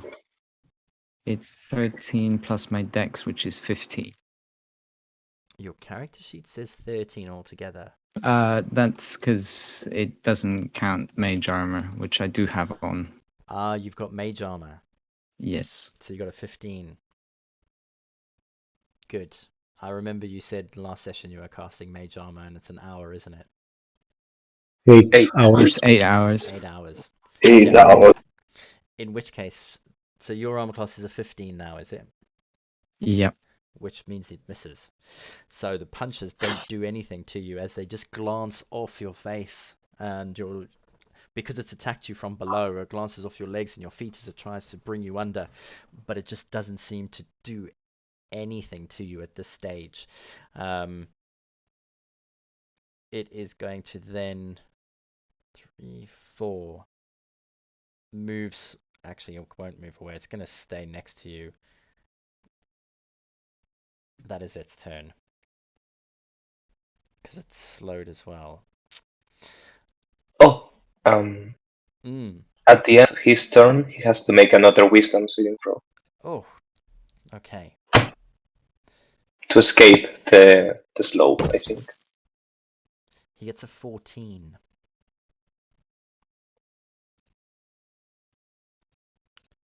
Let's check it. 16. You need a 16. Yeah. He definitely Yeah. fails then. Okay. Mhm. So he is still slowed, which brings us to Lunan. Okay, Luna will run forward. 1, 2, 4, 5, 6. And from here, he will try to see if he can see the sea elf. Roll a perception check for me. You're going to need about a 21. It's Lunan. He can do it. 24. Okay. Yeah, knew it. Much like Valrus saw, she is about 12 feet below the surface. You can make out the tail fin, but the rest of her looks like a shadow in the water as it's getting into darker territory. So Okay. you can just about see her, yeah. I will take one more step forward in that case. Mm-hmm. And then it's up to your judgment to see what will happen when I pull out the gem that I took from Dusted and holds it out and cast Insight Greed if she's within 30 feet of me. The gem you took off Dusted. Yeah, it's Yeah, I gave him an emerald.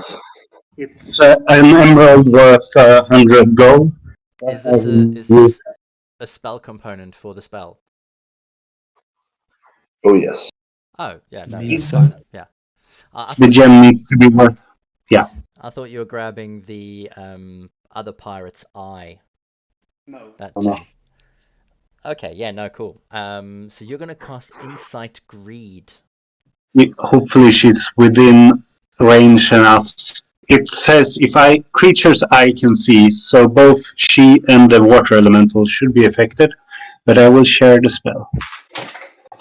And you judge what happens.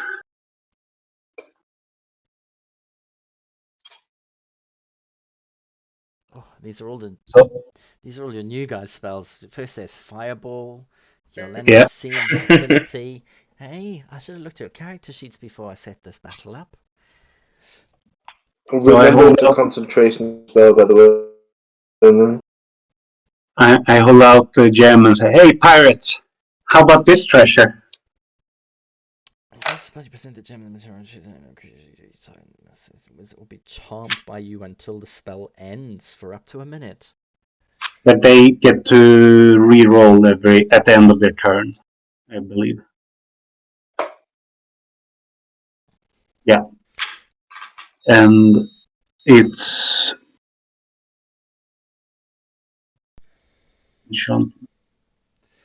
Okay, so I am going. It's verbal, somatic, and material.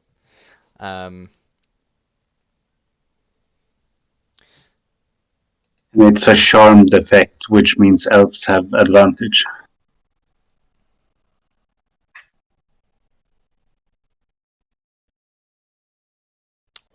That's interesting. And you lose your aura, by the way. Yeah, that Because you cannot have. Yeah. that has disappeared now. You. Okay, the only problem I have with the spell is the water elemental doesn't understand any languages you speak.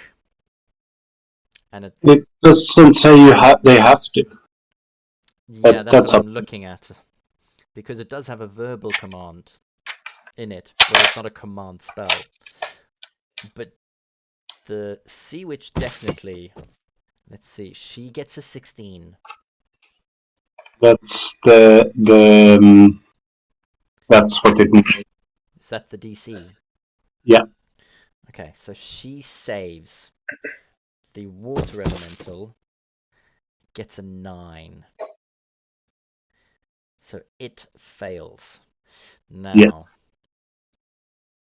while charmed in this way, a creature can do nothing but use its move to approach in a safe manner while an affected creature within 5 feet of you. It cannot move, but simply stares greedily. Okay.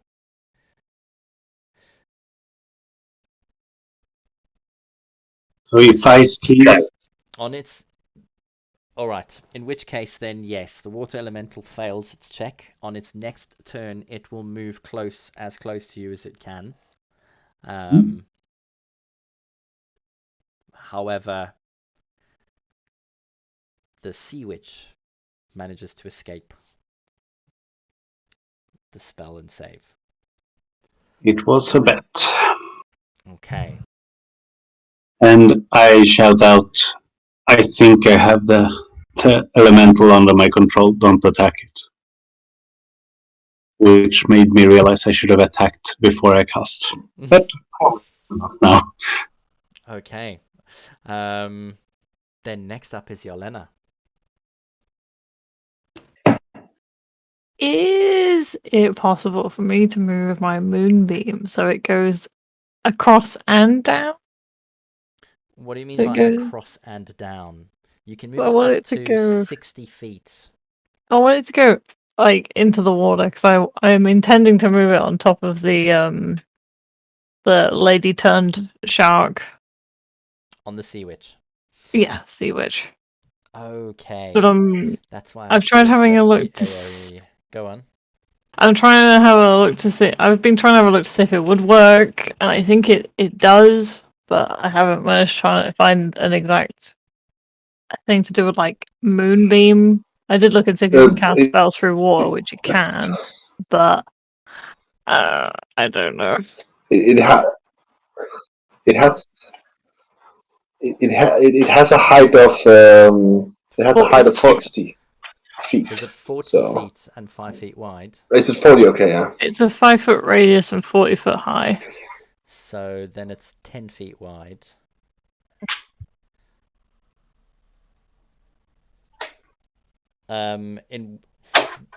Look, you can move it 60 feet. It doesn't say left, right, up, or down. So I'm going to say, yeah, you can move it like a square or a block. You could quite easily move it down 40 feet below the water to catch her. It's a beam of light, essentially, so it would pierce. Yeah. So, yeah. Okay. Yeah, Can you sure. move the token that I've created there? Yeah. Or you can... Which means it was literally 15 feet away. So easily 15 feet across and down is no problem. Cool. Oh, that's good. And then when it hits her turn, she'll have to do a save. For the rest of Yarlena's, she will just get onto the dock, and that will be my turn. I just need to remember to put a concentration thingy on. Okay, in which case it brings us to our Sea Witch. And she needs to roll a wisdom save, yes? Sorry, Constitution. Constitution. If she's shapeshifted, Oh, if she shapeshifts, she has disadvantage. she rolls an 8 anyway. Hell can yeah. roll an 8 Okay, though. fair enough. Oh, I rolled a 17 for the second one. So yeah, we go for the 8, so she fails. 12 points of damage, and if it fails, she reverts to her original form. Okay. And she can't turn back into a shark until she leaves the moonbeam. Oh, well done. Okay. And she Which takes takes 12 points of radiant damage. Or moon damage. Whichever one. okay. So proud. So, what was she? 12 feet underwater. The moonbeam slices down through the waves. What's left of where the elemental was moving collides with her, and almost instantly, as she fails, she shapeshifts out of her shark form and bang into her normal form. Is that your turn, Yelena? Yeah. That is the witch's turn. All right. She has got a swim speed of 20 foot, Yeah. which means that she swims up 12, and she is going to swim under the boat. So I'm going to put her there. And as she does, she's used one of those.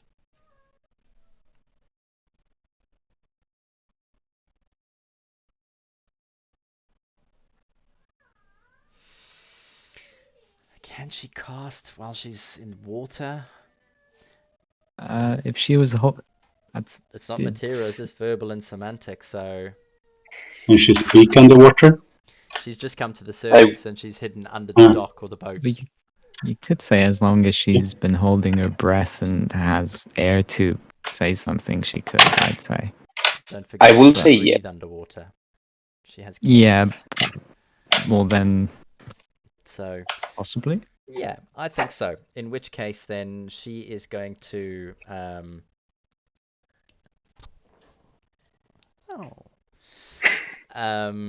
sorry, my boys just come to me. So, as you're standing there and you've cast this moonbeam, a storm cloud suddenly appears above the dock in the shape of a cylinder, 60 foot wide, 10 feet above you. And as you stare at it, a bolt of lightning flashes down from the cloud to the center point between Lunan and Valrus. Mm-hmm. I need both Lunan and Valrus to make a dexterity saving throw, please. Yarlena, maybe? Do I? And Yolena, sorry, yeah. Yeah. Dexterity save for. Lunan failed.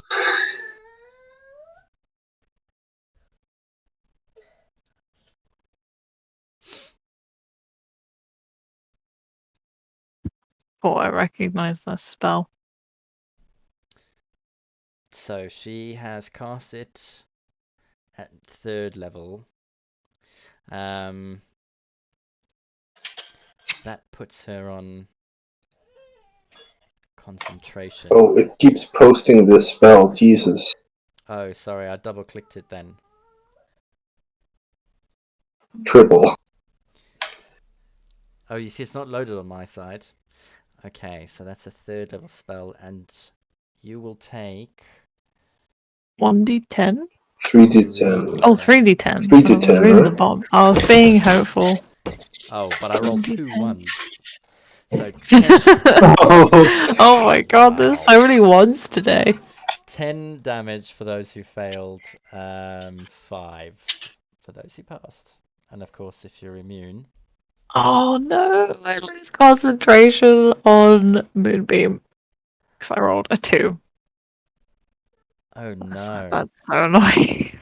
Sorry, I need to double check what the saving throws were. Lunan, you definitely failed. Yelena, what did you roll a 2 on?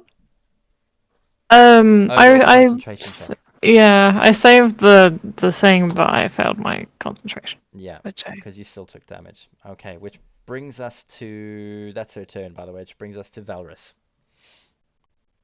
The lightning storm above you is still active, by the way. How high up to the surface is she? She is on the surface. She Oh, has on the swum to the surface. surface, and she's now She's got half cover or 3/4 cover while she's hiding under the dock and the boat. But you can see her through the woodwork. I will go up to her. Okay. I'm gonna move the bandits into the boulder. As you stand next to her, yeah, she's like hiding Yep. under a boat. You can crouch down and see her. Uh-huh. Uh-huh. What next? Does she have 3/4 cover here as well? No. No. Well, Okay. she's partially, half her body's under the water, but it depends what you're gonna do to her. I want to hit her with my staff. Okay. Because she's swimming in the water in this instance, I mean, you can see the majority of her head. I'm going to give you advantages if she's prone, basically. She's treading water. She can't walk on it like you can. So it's a little bit like whack-a-mole at the moment. If I hit, I will use all of my thingies for it. All your charges. All of them. Shit the bed. Okay. Oh, nice. A 19 is definitely a hit. All right. Actually, hold on. Can I two-hand this or since I didn't say, just one-hand it? It's a staff, so I think a quarterstaff you can two-hand, can't you? Yes. What does it say next to the weapon? Let me have a look quick. It is a It's quarterstaff. versatile, yep. So, yeah, your two-hand, you can two-hand. So that's a D8, I think isn't it? it's 1d8, yeah. 1d8 minus 1 for your Yes. strength. Yes. So that is 1 damage. And then I will use up all the charges. So that's 6d10. Boy. Actually. Is this a d10? I can't tell. Should be. It's 2d10 per charge, right? Yes. Yeah. Yes. The fourth die is the D10. Alright. Or are you rolling by hand? 60-10. Yeah, I'm rolling by hand. Oh boy. Oh, that's And I think I can re-roll ones because of my can. Because you've got the key. key. Yeah. Uh-huh. So that's one of them. Which is One pretty extra damn damage. So handy. 22. Oh, you only rolled a 2. How do you want to do this? Ah. Oh, nice. I will shove it down into the water and sort of twist it as the pulse of necrotic energy goes into her, and she sort of starts withering away and Wow. gets pulled under. So, as you're standing over the lieutenant of the Dragon Fang swimming in the water, you just see her head bobbing up, and she looks at you as you lift your staff with 2 hands, shove it down and cave in the back of her head. As her head dips below the water, the charges all go boom, boom, boom, boom, off. The necrotic damage stems out from it and pierces through her flesh as all of a sudden it sucks the life out of her, and the body just seems to wither, and you hear small pops as chambers of air in her lungs and everything get sucked out. And then the water just bubbles as it turns into like this murky black, dark red. And the small withered corpse sort of floats to the top of the surface. It's at the top. That's fine. I will pull her out next time if I can. And I have to roll a d6 to see if the gem in the staff shatters. Which it does not. Good rolling. Wow. All right. Anything left in your turn? Which will bring us to the captain. He is going to roll a strength check to see if he can break out, and he does not. He only manages to get a 5, which is pretty disappointing. For you. Of course it is. So he spends his action and turn thrashing about, trying to use his tusks to attack the web, only getting more and more caught up. As Hugh stands there as well. he tries to break out and he gets a 13, Which is not enough. which is also a fail.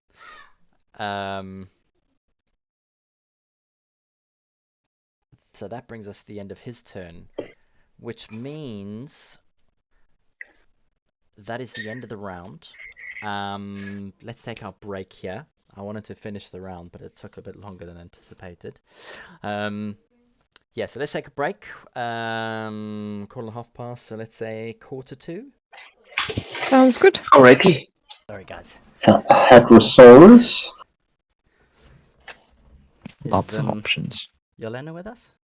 Yes. Yeah.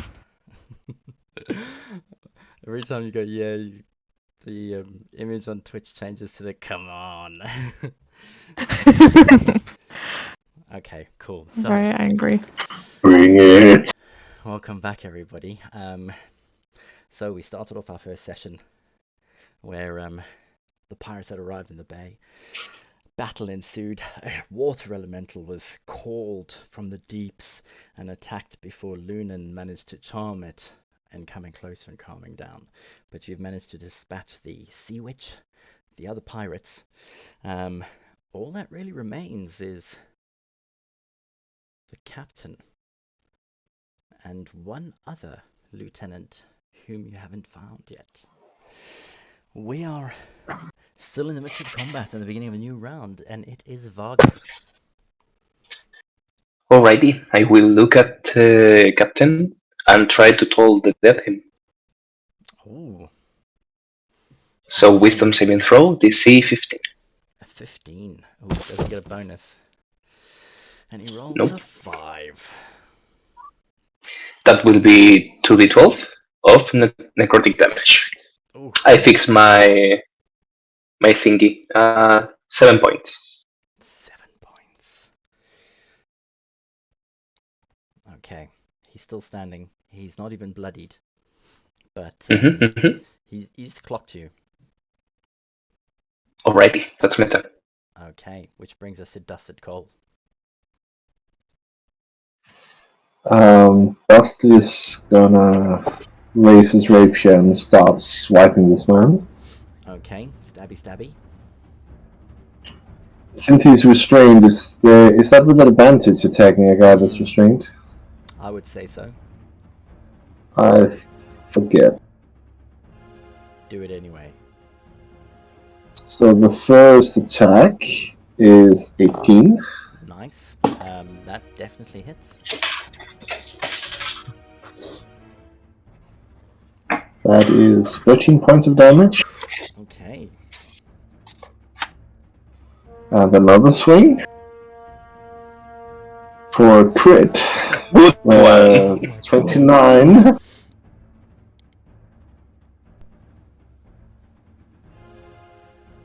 And the first of those dice are max, correct? So 17. Yeah. 17. Yeah, 17. Okay. Wow. Okay, he is definitely bloodied now as you stab him twice. When you pull the blade out, you notice that some of the blood follows with it as well. What else? Ugh.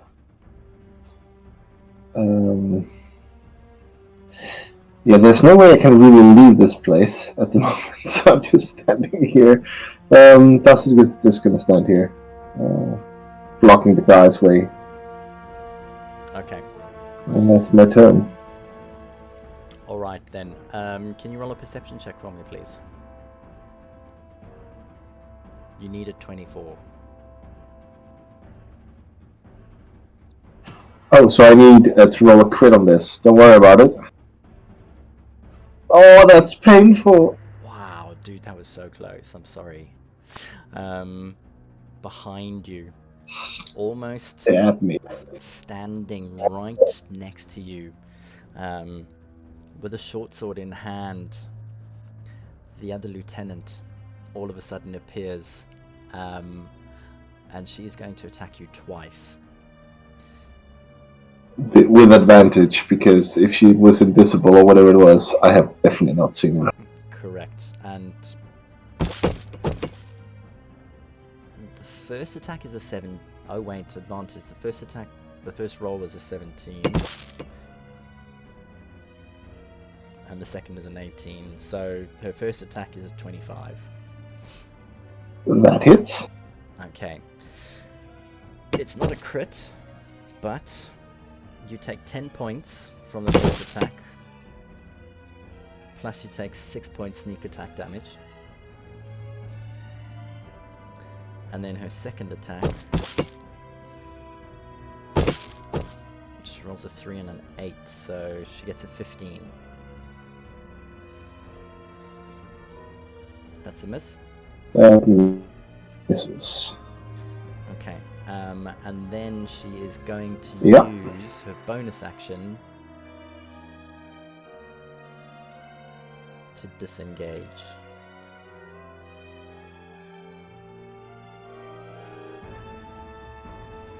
Okay. Excuse me?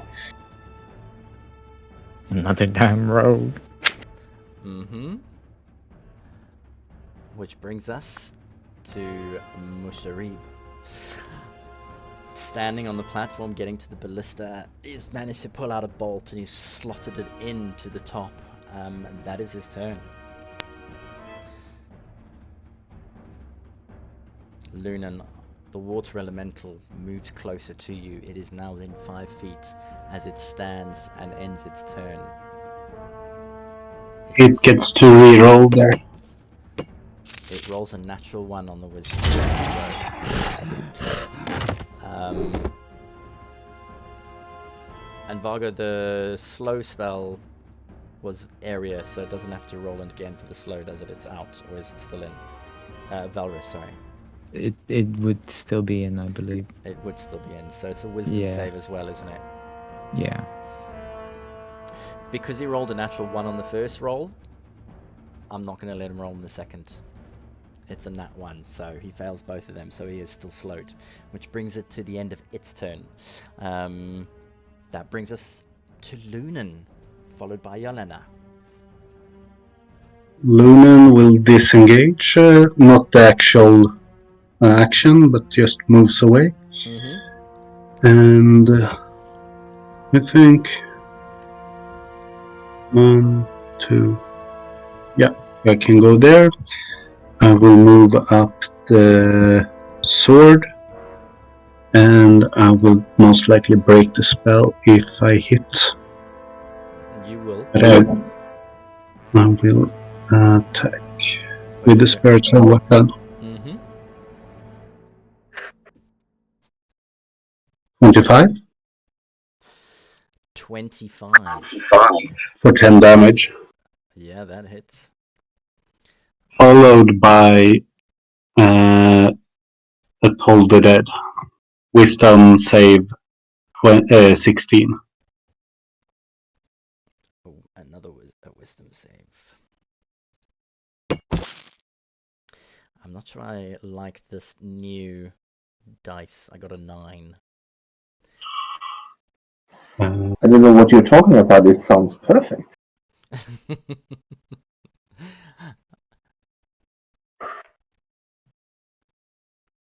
So another 11 damage. Okay. And that's my turn. All right. Wow. Good damage there, which then brings us. Yeah.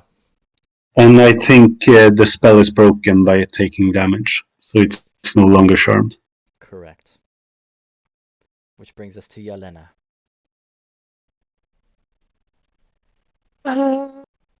I don't see anybody. Oh wait, is the elemental disappears, doesn't it? What do you mean by disappears? Is she summoned it? It is And still she's dead? around.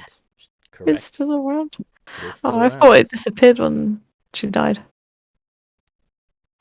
And I left it just in front of you so you can hack it to pieces. I've parked the Yeah, elemental okay. right in front of our strongest I fighter. I guess she will attack I've made it the your problem. elemental. She will attack the elemental Mhm. twice because I can do that now.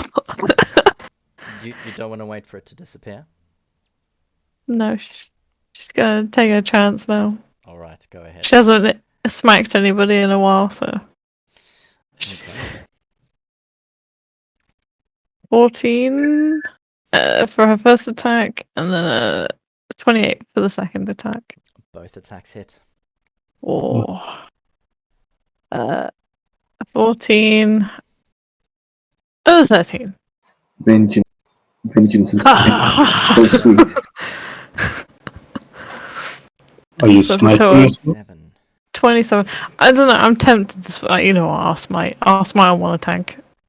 I forget. 2d8 for I think it is your level 2d8. now. Yeah. Yeah, 2d8. Oh, yeah, level. An extra 9 points of radiant damage. Oh, I need to Okay. mark off a spell slot. Jesus. There we go. All right. If a water elemental could look bloodied, it it would definitely look bloodied at the moment. It's bleeding water. It It's is. dripping. Yeah, and it's steaming mad right now.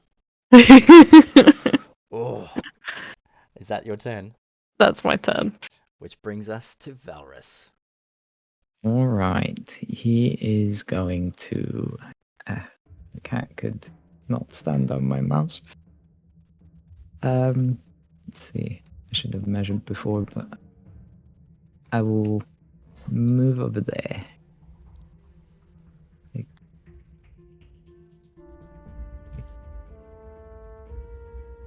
Okay.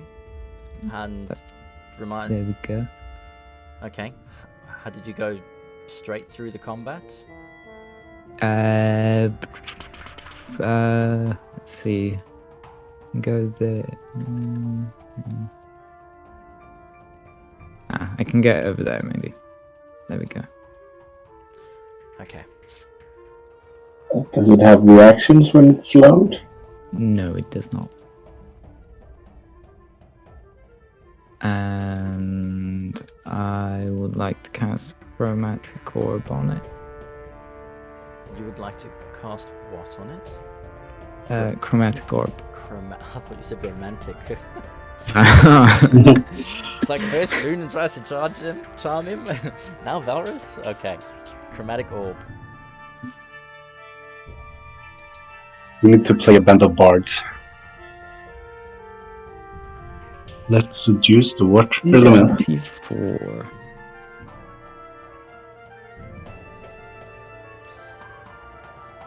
You casting at first level, are you? Yes. Okay. Yes, I am. So what element are you going to choose firstly?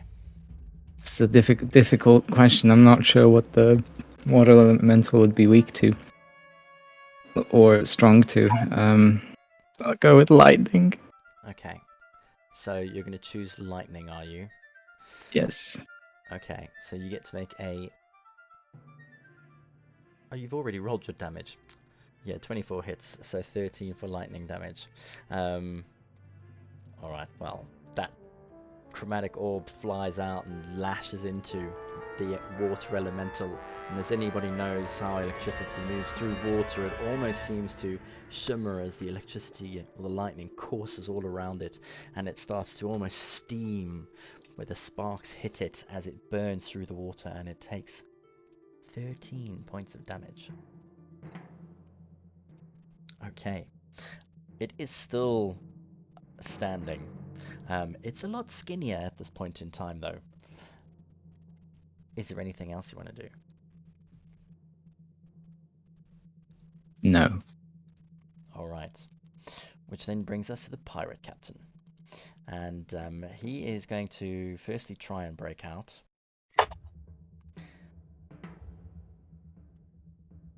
Yeah. It's not him. So, strength. Oh, goodness me. No. Yeah, no, nothing happens actually, as he just starts thrashing about with a natural one. That's gonna bring us to the end of his turn and bring us to Hugh. And Hugh is also going to try and break out, or does somebody else want to roll for Hugh?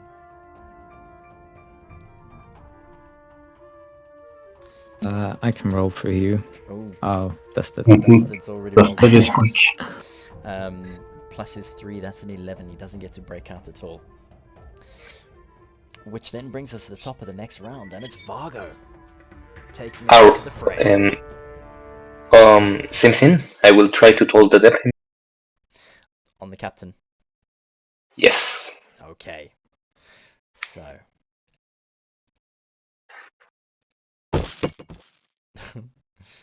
He gets a 9. It was wisdom, wasn't it? Yes. So he takes 17 points of necrotic. 17 points of necrotic. Vargo, why don't you explain to us how this happens, while you tell me how you want to do it? Alrighty. At some point, he just stops struggling against the web, and his limbs go numb, and is just hanging in there. And when Vargo notices that, he drops the concentration on the web.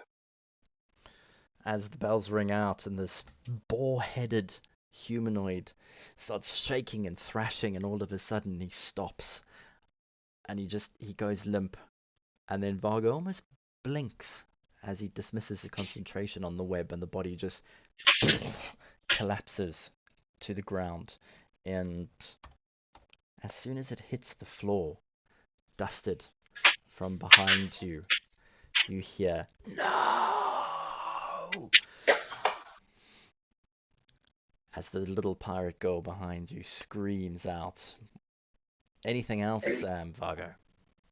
Nope, that's my turn. Okay, which then brings us to Dusted. Guess it's just the two of us, little vixen. I'm gonna have your heart out, you scurvy landlubber.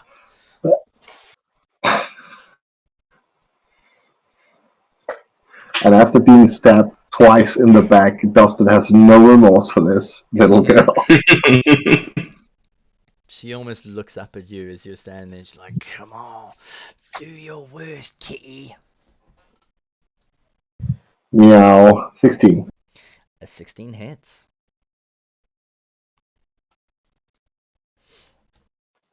Ah, 7 damage only. Okay. She's just grazing her shoulder, I guess. And then I'm gonna take another swing. Mm-hmm. Oh dear, another crit. What? Okay. Go ahead and roll your damage.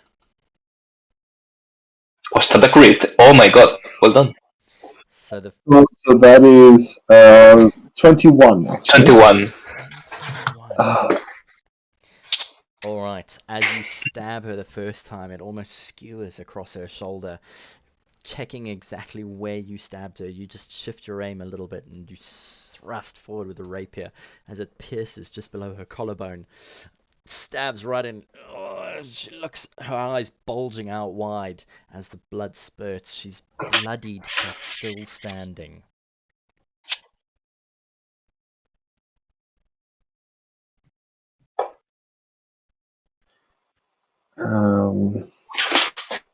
Dustin may feel a little bad about this, but no, he still keeps his rapier raised against her and his buckler raised for fighting.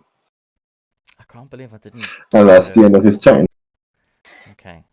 I can't believe I didn't give her a flipping parry reaction to increase her armor class. But as you look at her grief-stricken, blood-splattered face, realizing that she's obviously lost someone quite close to her, the fury takes over, and she decides to attack you twice as well. Perfection. The first is a 19, That misses. and the second is a dirty 20.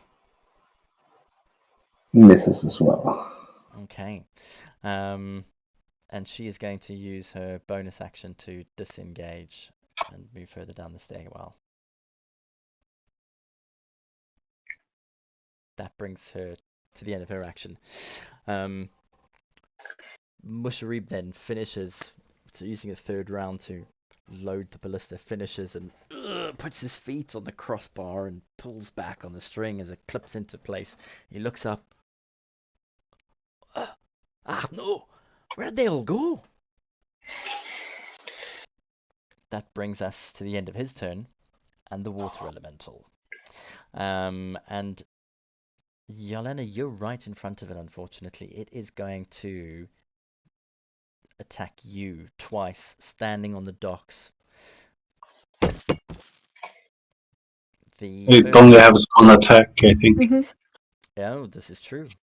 Its attack is a 19. 19 just hits. Okay. Oh, dear me. Oh no. Wow. Oh my god. Oh, fuck. That's like half my health. Oh my god. As the water slams down on top of you. Okay, it doesn't get that chance because it's slowed.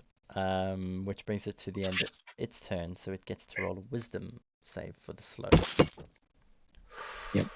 It gets a 15. No. Yours is a 16, isn't it? Yeah. Which brings us to Lunan. Lunan got a bit scared of the power of that hit, but will have his spiritual weapon attack. Mm-hmm. For 16, and if it hits, that's 9 damage. A 16 does hit. Okay. And then, sorry, go on. It's still standing.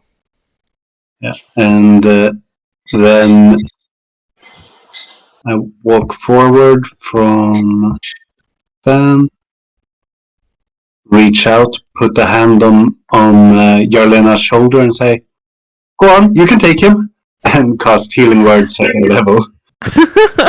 Oh, wow. Healing word. That's a Sorry.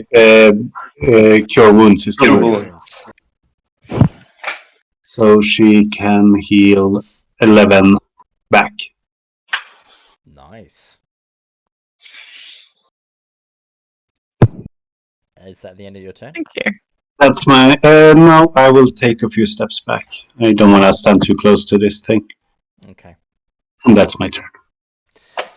Which then brings us to Yelena. She's gonna do her 2 attacks again. A 26, a 18. Both hit. Oh yes. And a total of 24 points of damage. I'll smite again actually, why not?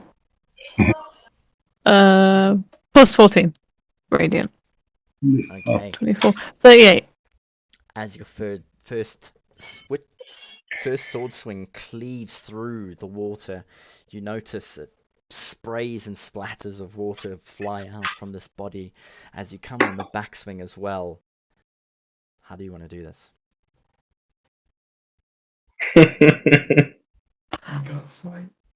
I guess with the smite, can she like evaporate the water elemental? Yeah, absolutely. Hell yeah. As the backswing comes closer, you focus and concentrate, and as the connection takes place and the blade moves through the elemental, you call down the Wrath of Smite, and the water just seems to part, and then like a balloon exploding, the water sort of just sprays out and evaporates into the air until nothing is left standing in front of you. I wonder what is next. Anything else? Does she know that there's a person trying to murder Dusted? Given how far you started out, you wouldn't have been able to see it, but I'll let you roll a perception check with a very difficult DC. A 15. Yeah, no. The lieutenant was invisible, or she was unable to be seen once she's entered. She only appeared on the stairwell, so hardly anyone else actually even knows. She's She'll just look at the other two and ask, "Is that everything?" I don't There's still know. the boat. There is still the boat. There is still a boat. Well, I suppose we should make our way over. Luna nods. What was that? Luna nods. Yeah, and she will start walking towards the boat. Okay. Which If then they start brings us- sailing away. Brings us to Oh. Dalris. Do you want to take a rowboat where they can shoot us easily? How fast can you row? And she starts walking. All right, Dalris. Since Yelena's already going, I guess he will just follow. Okay, so you're going to spend your turn trailing after her.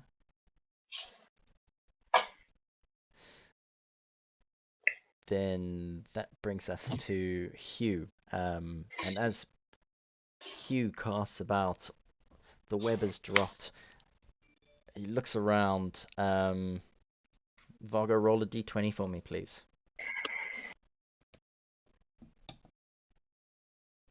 13, whatever that means. Okay. As he turns around behind him, looking at you, his eyes almost seem to come into focus, and he kind of recognizes you. And then you almost see him relax. Oh. And slowly he begins to almost shrink down to his normal self and plops himself on the ground and begins to take a breather. That is his turn. Which brings us to Vargo. Alrighty. I will need to know is if Vargo will have noticed that there is fighting going inside the tower.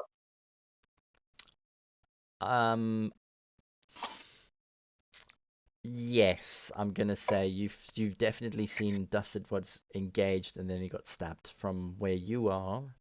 Yes.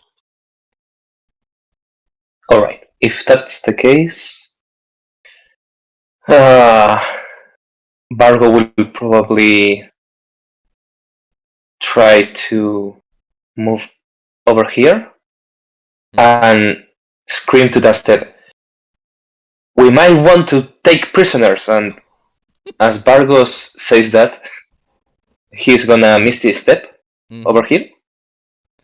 So in front of the door. Okay. And use my 5 or 10. Let me see. How much was that?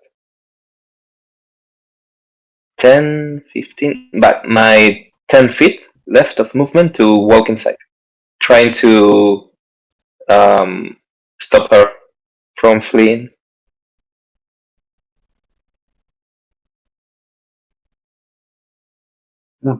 You're running all over the place. Where you? Oh, I think you're moving your token down into the other space. Yeah. Okay. Yeah. All right. So you're gonna just stand inside the doorway then. Okay. Anything else? No, that's action, bonus action, and. Or actually, I didn't use my action. Oh well, to talk. Yeah. Okay. In which case. Vargo. Okay. What? Can I just administratively ask you to roll a persuasion check? Sure. Let me see. Prisoner. 10?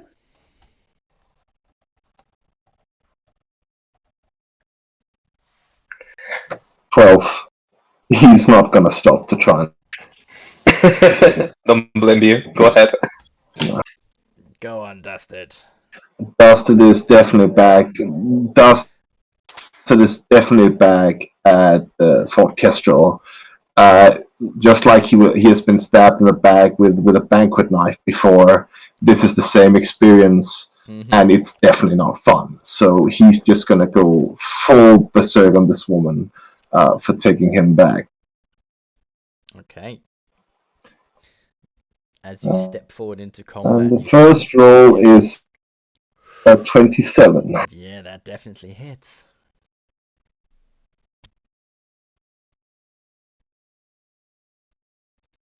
for 10 damage. You step forward, and as you thrust Dusted, how do you want to do this? Revenge in your heart. How much smaller is she than? How much smaller is she? Because Dusted is 5'6", I think. Okay. You have the high How tall ground. is she? So she's 5'7". However, you Oh yeah. are taller than her, so you're stabbing downwards. Yeah. Okay. Good. He stabs into her, and almost like a second strike, because he hasn't taken both his strikes yet. He just sort of thrusts it further, and I think Vargo can actually see that from his position. Yeah. No. Right, and Vargo's- then he just sort of lets her go. Oh, he cannot. Well, can't he? I don't know how that staircase works. Okay. Well, you just tell me what you want to do. So. Oh well, he stabs her once, and then even if she's dead by that, he sort of stabs the rapier into her again, without pulling it out. Mhm. And then when he realizes she's actually dead, he sort of like pushes her off his rapier, and he sinks down and sits in his seat and basically goes prone with the remainder of his movement, and that's his turn. And Vargo, as you misty step to the double doors and step inside, you see this look of shocked surprise on the female lieutenant, the one you saw initially disappear, on the staircase as she looks down at the rapier sticking out of her chest, and then the Black Panther claw hand with the braces on it shoves forward again, and the body goes limp. And then as it's falling, the rapier just slides out slowly, and you see the body collapse on the ground in front of you. Barco just freezes for a moment. Then something clicks in him, and that's it. Are you okay?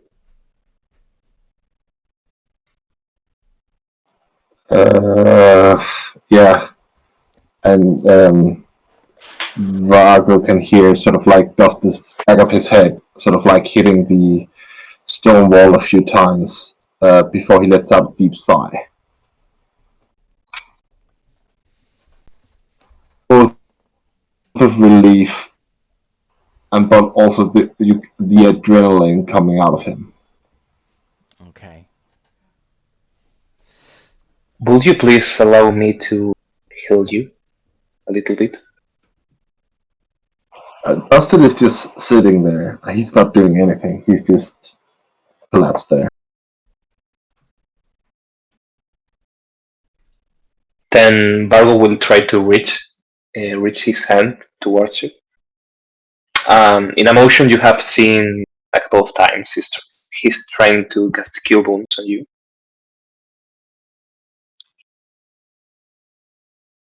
Do you allow it? Dustin is too tired. Not tired in that, but he's sort of exhausted in his mind. He doesn't lash out at you.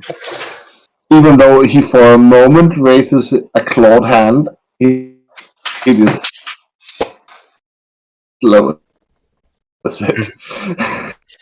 Alright, you will take max healing, 12 hit points back. Okay. And Before you carry on Yep. then, as you've had your conversation, Musharib appears at the top of the stairwell. Hugh in tow. We switch over to Lunan. Lunan will try to catch up with others.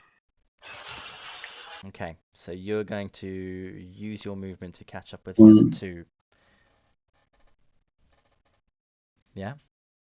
5, 6, 7, and then with my action I will catch up with them doing another 35. Okay. I'm going to then, let's say we split the party out of combat. We've now got Lunan, Yelena, and Valrus heading out to sea towards the ship. The rest of you are sitting in the tavern below. Vargo, you begin to heal Dusted as Musharib and Hugh come over to assist. Musharib looks jazzed up, he's had a good combat, but Hugh looks exhausted and confused. Oh, did I zone out again? Oh. The other three, Lunan, Yelena, and Valrus. You manage to reach the center pillar near the other pirate ship. And what are you up to? What do we see on that ship? So you're looking out to sea. It is a good 700 feet now, 750 feet, as the ship has slowly been moving with the tide closer in. There are 3 pirates on deck who appear to be trying to man the guns, waiting to see if anything is going to come out. And by guns, I mean ballista.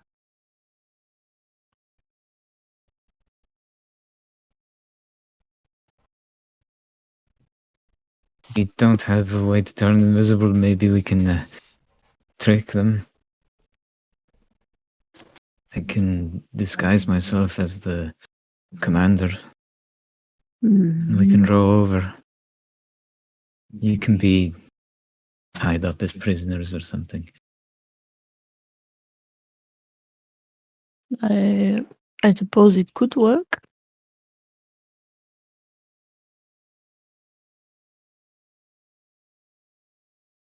It's not a bad idea. We'll get as close without being shot immediately. Let's go to the rowboats and in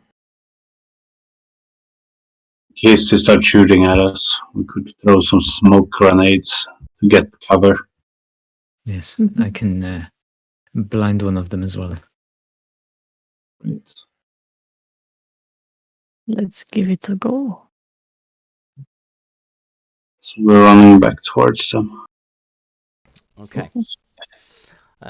So the rest of you inside the tavern, Dusted, you take your healing. Varga, you on the bottom of the stairwell. What are you guys up to?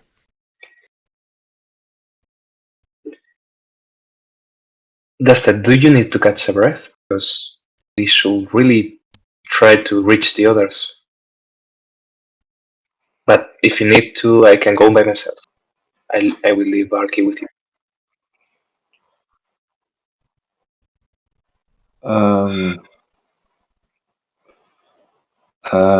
Dustin tries to stand up again and sort of can't orient himself. Where are the others? They should be outside. Don't know. I don't know. They were fighting pirates. I don't know.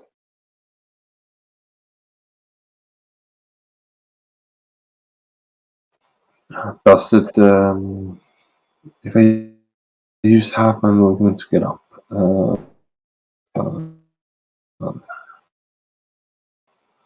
Here, He's and I just try standing by the to, doors, I think. and I Yeah. try to help him get up and go downstairs.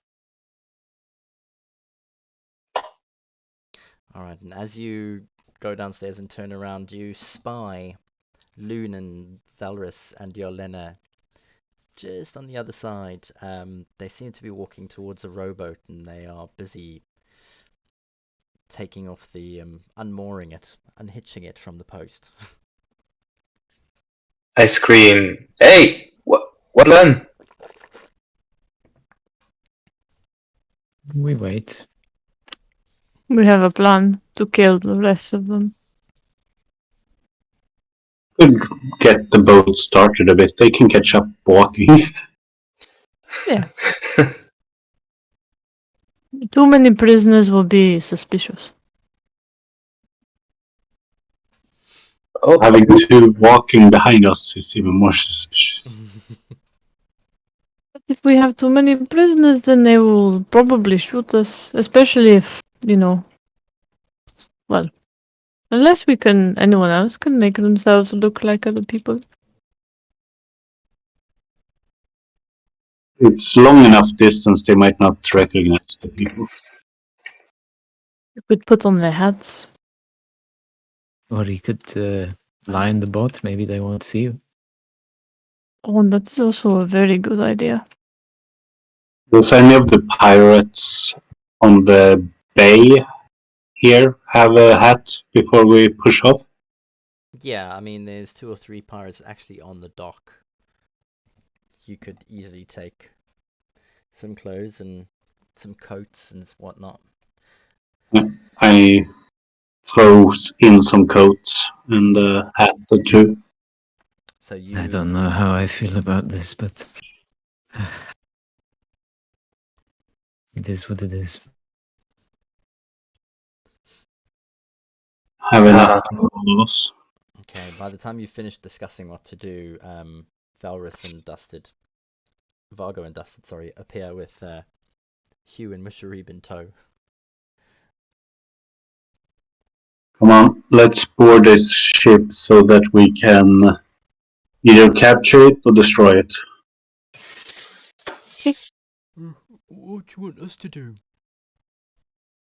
Maybe you should take a rest, huh? Wait here. So and keep an eye on the former prisoners. Oh, we can do that. Yeah, no problem. We can search Have the a bodies drink? for you if you want. Go for it. Oh, all right. Oh, and keep an eye on the captain's corpse. Yeah, I need it when I get back.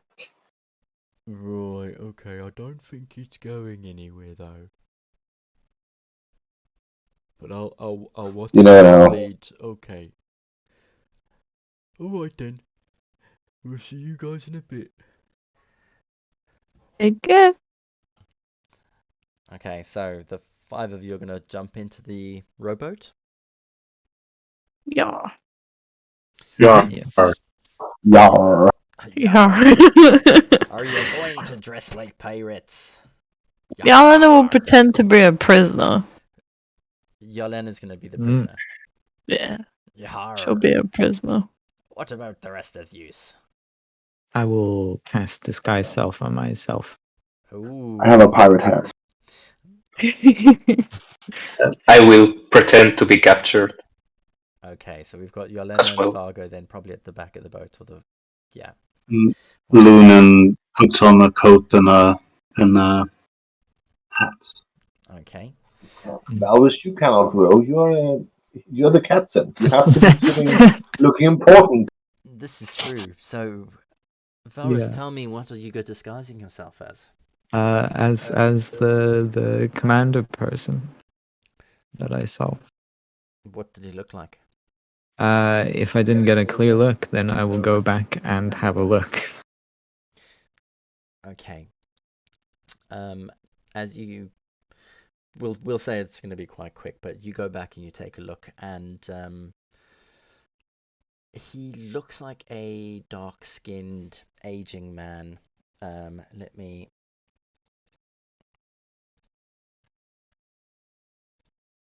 Send his image to the game log. That is currently what his dead corpse looks like.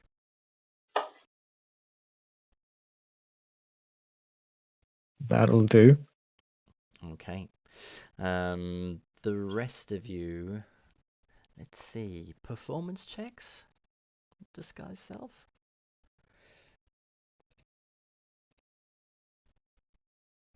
Do you want performance from everybody? Is that right? Yeah, let's get a group performance or deception. I'm sorry. Yeah, let's get a group performance or deception, excluding Valrus. But for the rest of you, for playing your part. Great. Nice. I do play a charismatic person. We believe we are doing a great job. Dustin, One of you was tied up, weren't you? Both of mine are the same. Dirty 20. Wow. Okay. Nice. If anyone could act as a prisoner better than you, I don't know. But, you know, the way that you're sitting and moping in the boat is like Oscar worthy. Fake tie Tears, the yeah. prisoners up and everything. The tears are streaming down your face. We're still waiting for Dustin to roll. She even smears some blood on her face. Next to you, you see Vargo trying to do the same, and he's just conjuring water and splashing it onto his face as he's trying to copy you. Here. Yeah. And You have to teach she'll me like how rub to her do this. hands together and then she'll slap him. I'm sorry. That'll make Allow you look me- more like a prisoner. Allow me to Jarlen take is 1 point of damage. Thank you. You can Jarlen do the same is to me if you want. Jarlen is Maybe doing not. such a good job that Lunan gets worried about her and therefore loses his acting skills. Stop your bickering down there. Someone tie them up. Why are they still running free? She just glares at him. Don't Vargo even didn't. think about it. Vargo didn't expect that one, and he sets a tear for real. Actually, Oh. Look, I'm sorry. I didn't mean to do it so hard. no, you did a great job. Thank you, Jarlen. It'll be okay. Hmm. Right, let's just move some of these. I have to put you guys over there. Oops, wrong way around. Bye, Jarlen. There you go. Let's move the boat back there. Okay. Now it's me. Alright, so, Dustin, have you rolled yet? Is he with us? That's it. I need you to roll, or someone roll a d20 for Dustin. Performance check for me, please. Alrighty. 16 plus whatever he has. Okay, so, as a group, you actually borderline managed to pass with that 16. If Dustin would have rolled a 12 or so, I probably would have thought maybe not, but... So, you managed to row yourselves slowly out, Dusted and Jarlena giving the performances of their lives as they're pretending to be pirate and captive at the same time. Valra standing at the front of the ship. As you're slowly rowing, the one pirate from the front of the ship starts moving forward. Ah, ahoy, Captain! Quickly, boys! Spray me now! And they grab some netting from around the side of the boat as they come across, and they throw the netting over the side to act as a ladder for you guys to climb up. Alright. I don't say anything because I don't want to speak because my voice obviously doesn't change, but I'll act tough and sort of motion to climb up for everyone. Okay. And as the two sort of like smaller pirates are standing there, one of the quartermasters is leaning over. Arr, Captain, who be these here in this here boat? You brought us some prisoners, have ya? Aye, and some drunkards. Maybe we can sober him up. Right. They're rowing pretty damn well, though. Hardy pirates all. Come on, you scurvy lads. Help these men over the board. Bring 'em aboard, come on. And the other pirates hop to attention as they jump to try and keep up and let you guys up on top on board. Does everyone climb up? Yep. Okay.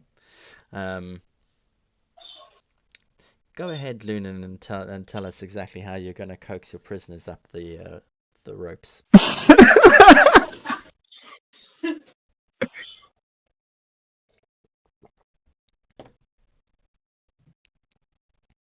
Lunan, you're muted. If Dusted was on My mic, he could apologies. help you. Lunan just grabs Charlene and pushes her forward, so she stumbles a bit. And then kind of Where's the hair? forces her up on the very front so that the people on the boat can pull her up. If they can reach her. Don't be shy. Give her the boot if she won't be moving. Hurry up there. You give me the boots and you'll find my boot in your ass. Arr. The lassie's mouthy too. Show her who's the boss. Come on up here, lassie.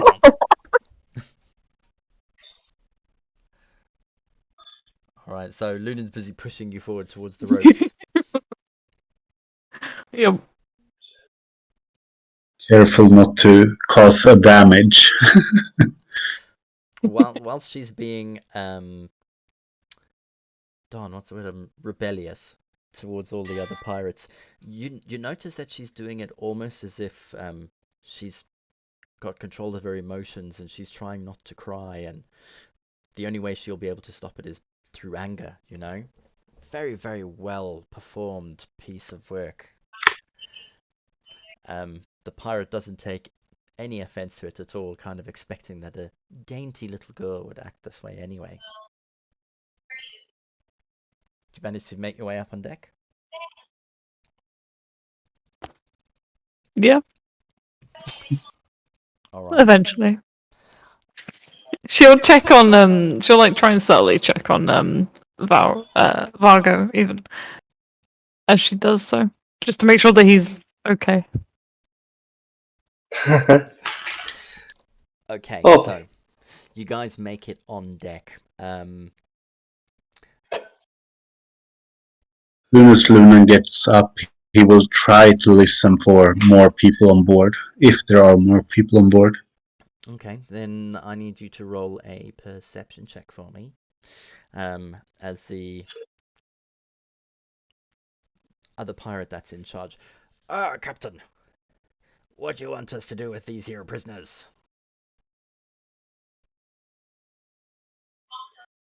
And I will look at him.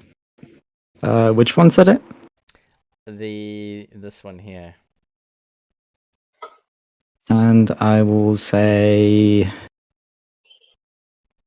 they're fine just as they are. And I turn back, dropping the disguise, and I will summon my Houndeville Omen using 3 sorcery points right behind him.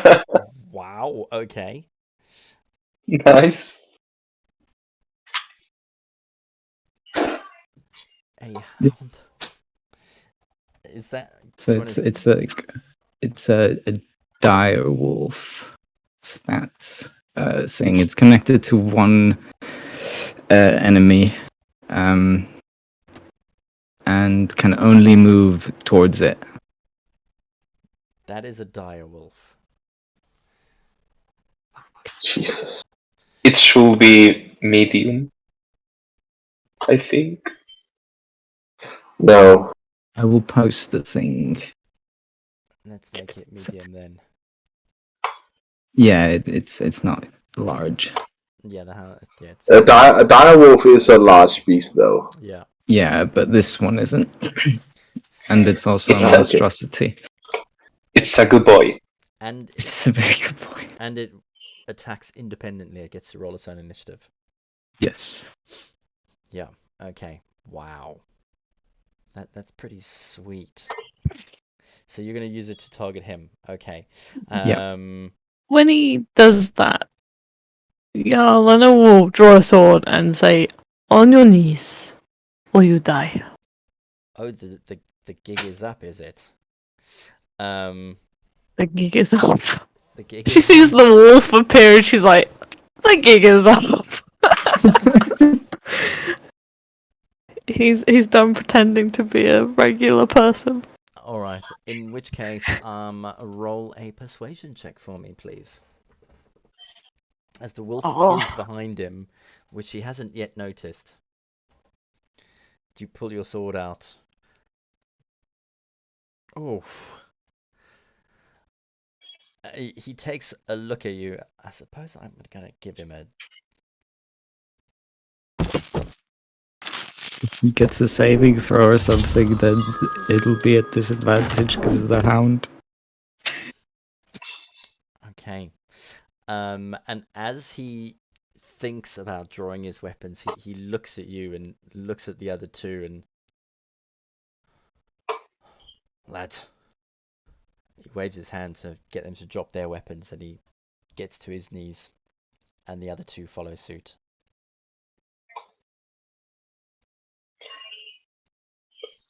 How many people are on the ship currently? Just the three of us. Do I Take the believe him, weapons DM? Roll an insight check for me. Take the weapons and I toss them over. I believe him. Oh yeah, he wouldn't lie to you, not in this state. Mhm. Luna will look just around in for case. some loose rope There's it's a ship. There's plenty of loose rope. to start tying them up. Actually, do you guys want to make them close the ship to shore? That might be a good idea.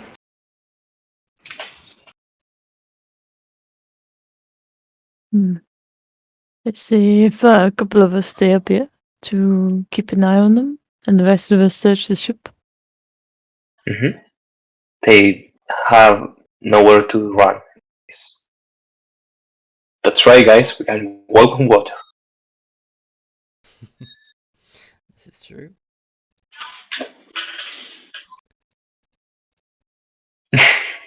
So you're gonna tie them up, are you, or you're gonna get them to sail the ship? I'd say sail while some of us search for other people, other crew members. Yeah, 'cause I'm gonna grab all the weapons I can find that they dropped and sort of toss them, or at least hide them somewhere on the ship. All right. So I mean, one of them's got like a bull hook, the other one's got a cutlass, and the leader has got a mace. Nothing fancy, normal equipment. Yeah, that's fine. Okay. Right. So they've got no weapons. You're in charge of the ship. You search up and down. There is nobody else in the ship at all. Moving down. How many of you are staying on top deck, and how many are going below? And what's happening with the wolf? I'm staying on top. Well, since they didn't put up a fight, he lasts for only 5 minutes, so he's just going to menacingly stand behind that one person he's targeting, and he's going to snarl at it. All right. So you're on top. Luna goes down. Lunan and Yarlem. Yeah. Okay. The two of you go below decks, and you both of you roll an investigation check for me, please, as you move through the ship, taking note of everything.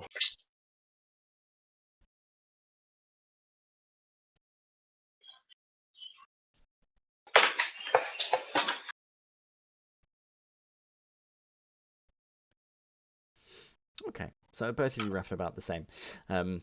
You move down the flight of stairs at the back of the ship, down into the captain's room. It seems quite neat and tidy.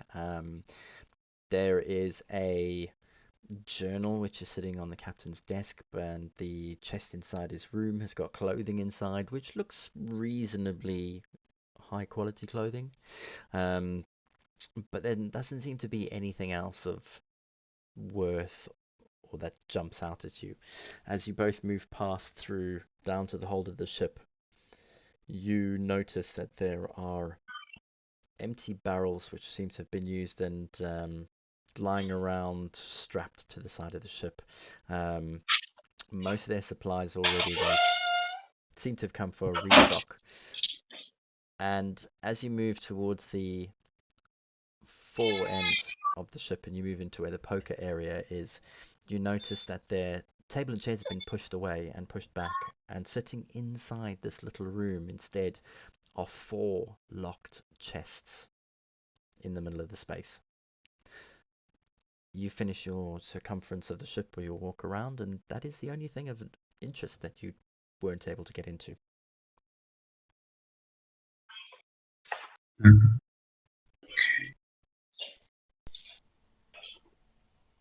I guess we should take these upstairs to the others. Yeah. Unless you want to open them now. Or well, try to. I guess we can leave them here even. Just note that they are here. Or are we planning to destroy the ship? I don't think so. Well, I suppose we will have to take stock of whether or not we can actually afford to take both ships back with us. The other Sorry. ship is unsteerable at the moment, and this one we don't have to fix. It's better to destroy the other. I suppose we'll do that then. But We'll Yeah. leave these here for now then.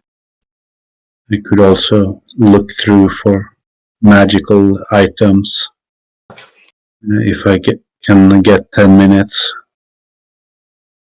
I couldn't of stand that. prayer, I will start ritually cast detect magic. Okay, no problem. So you spend your 10 minutes casting detect magic downstairs. The rest of you on deck, Dusted, you managed Are to we- grab the flag. Oh, so we are not moving the ship to shore. Dustin said he was going for the flag, so the rest of you, you're going to weigh anchor and you're going to move the ship closer in. In that case, we can use the model of the ship that's already drawn on the map. Maybe, I don't know. The model that's already drawn on the map. This ship can be moved as well. Yeah. I got a cutout of the Oh. ship Oh, alright. from the other map. Okay, so you move the ship. Well, you start to begin to move the ship closer. Are you going to give the pirates orders? Yeah, I will tell them to avoid the coral reef or the protection that was in front of the caves. Begging your pardon, Governor, but we don't go through the coral reefs without the rowboats pulling us through. The waters are too treacherous. We can't navigate from above, so we just bind the ship in the rudder and let the rowboat pull her through the gap. It's impossible to sail it through, mate. Governor, Your Honor, my lord. Stop it. Do I believe him? Was that a question? Yeah. He looks like he's definitely telling the truth. But you can roll an insight check if you want. Alright. Queen consort. oh, I'm sorry, Governor, Queen consort, Lord Queen consort. Which one is it? Yeah. I'm gonna kill you. He's definitely telling the truth. Alright. Guys, they seem not capable of moving the boat closer, so... You can just keep it here, I suppose. Our job is done. Everyone's Go on, we just need to get 2 dwarves. Hmm. Hmm. The question is, what do we do with them? Most of us can watch them. While one person goes and gets the others. Mm-hmm. I will ask the big fellow, how many people do we need to man this ship? Normally about a crew of 12, but you know, if you've got a captain who knows what he's doing, I mean, once we're out in open sea, so as long as there's no storm, theoretically, you know, 4 seaworthy sailors and a captain. That's all you really need. We have a captain. Yeah. Right. Well then, good news. Queen Consort, my lord. My God, stop with that and tell me your names. Well, I'm Billy. This is Bob. And that's Jimmy. Alrighty. Fuck, now that I know their names, it will be harder to kill them. Yeah. Well, begging your pardon, Queen Consort, the Governor. We've been doing... Or maybe not. We'll be doing a good job, mate. Honestly, Governor, Queen Consort.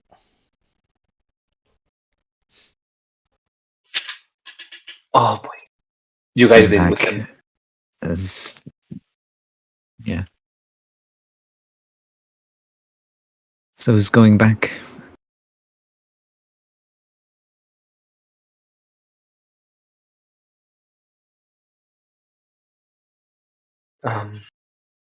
Were you talking to me, Paris?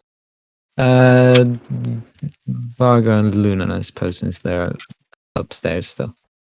Oh, Lunan's downstairs. Yeah, What? then yeah. Which one of us should go back to get the others? Oh, we can go back, Governor, Lord Queen Consort. I don't mind a bit of a row for my freedom. Hey, what you say, Governor? Your I will say freedom will that- come once we get back to Nyanzaru. Mm-hmm.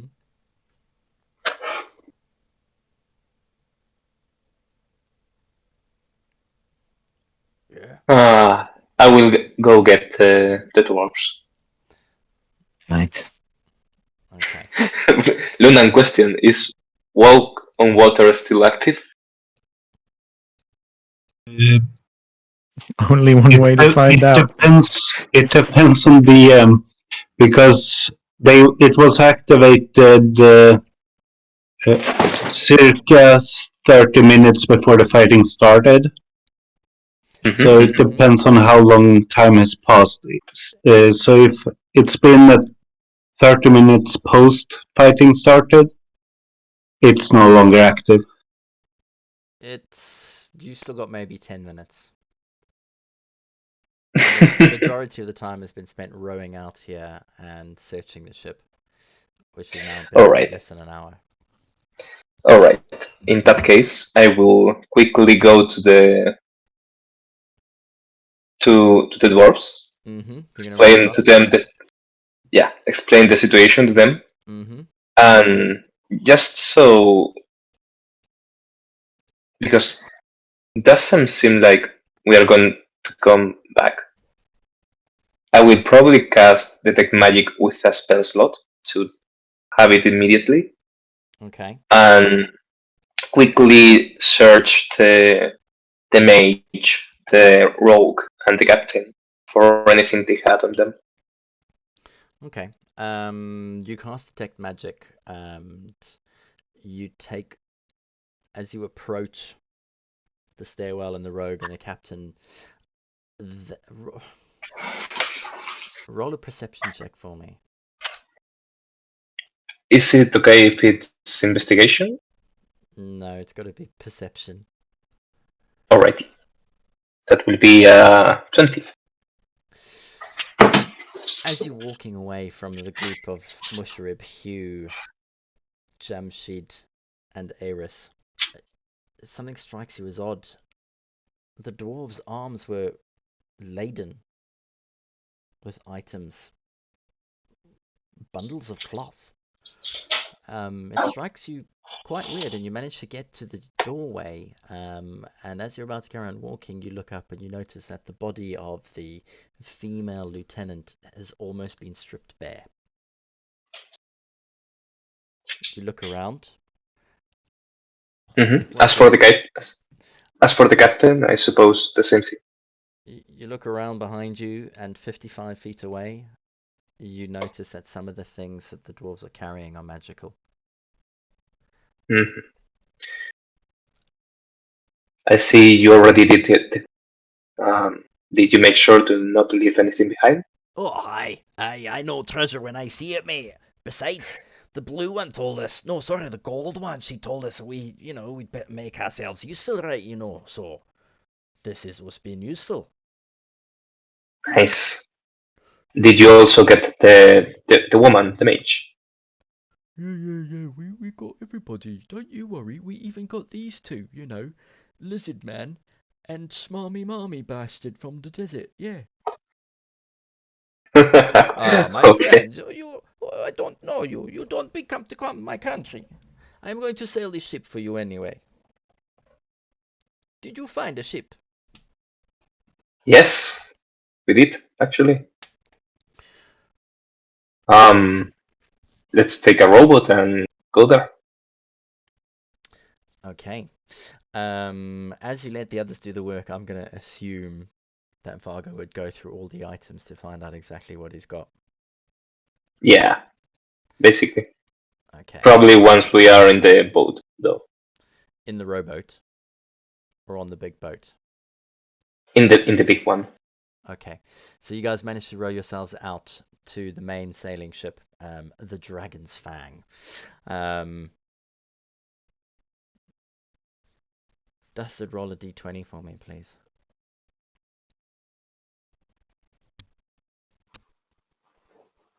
Yeah. Okay. You all arrive on deck of the ship. Hugh and Mushrib's hands are laden with items as Hugh nods over to you, Yelena. He's, I got everything, just like you said, eh? Okay. Oh, it looks like you did very well. Good job. Thanks. What did you do with the other 3 pirates? Kept an eye on them. Where are they on the ship? They should be on deck. That's where Yelena would have preferred to keep them, like on deck, on the floor, not like up the flagpole or anything, and in one spot. So, what, they're all sitting in the middle of the ship on deck? Yeah. Okay. Mm-hmm. Alright, cool. So, they can see everything that's going on. Yes. Cool. As That makes me nervous. as you suddenly get more visitors on the ship and they clamber overboard, you can almost hear an intake of breath as they see you've dragged up all of the treasure, equipment and stuff, weapons and whatnot from their fallen comrades. You lot are worse than us. Aye. We're very poor and we have a country to save. Bloody looting You the know? dead and everything. Oh, I'm surprised you haven't decapitated half of us. We have a commission, okay? We need money so that we can stop this stupid curse. When you die, do you want to be able to come back and then not wither away and die again very painfully? You're supposed to Do you? follow a code. Oh, that's good. Do you?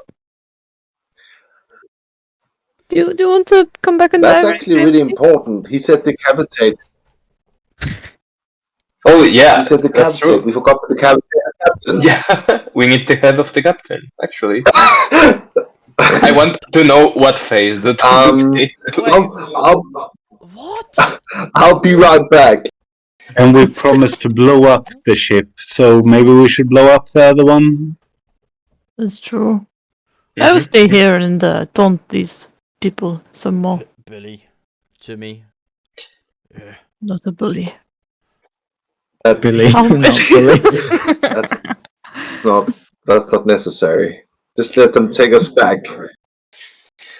And Bill and Maybe Bill? they will learn something new. They have such short they lives. have a There's new not captain. much chance to Just- learn. That would be nice. Which ones did you tie up, by the way? Kind of four of them, as far as I'm aware, unless Mhm. you guys didn't. Yeah. We will free them when we are in the middle of the ship, of the sea, and they have nowhere to run. As a group, they all of a sudden, the three of them jump up and run to the edge of the ship. Yelena's gonna try and tackle the quartermaster. No, they don't. They don't do that. Oh. I will try to grapple one of the little ones if necessary. Okay. Well, if you're gonna move there, then let's quickly just roll an initiative to see who's gonna get to go first. Oh, sure. I will move back.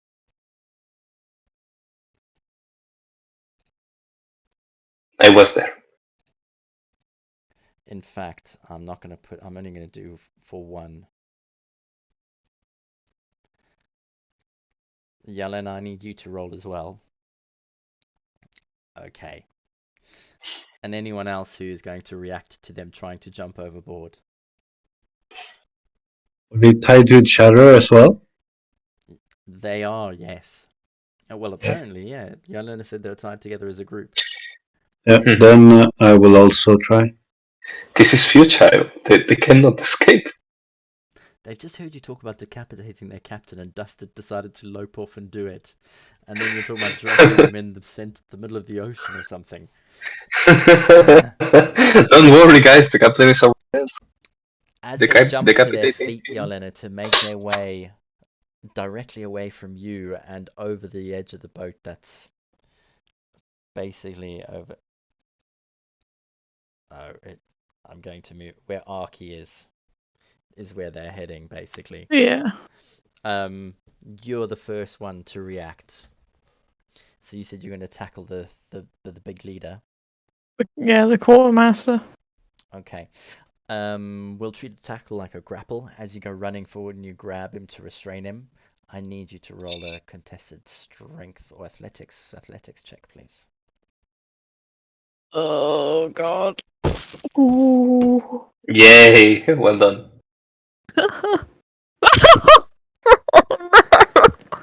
Why?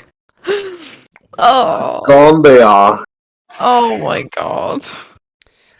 Vargo, Roll you off. get an action as well. Alright. Yelena, let's have a roll off again and see. Okay. As she tries to jump home, she will say like, "This is not a very good idea, you know." Mm-hmm. And Well, she has 2 attacks, so she can easily grapple twice.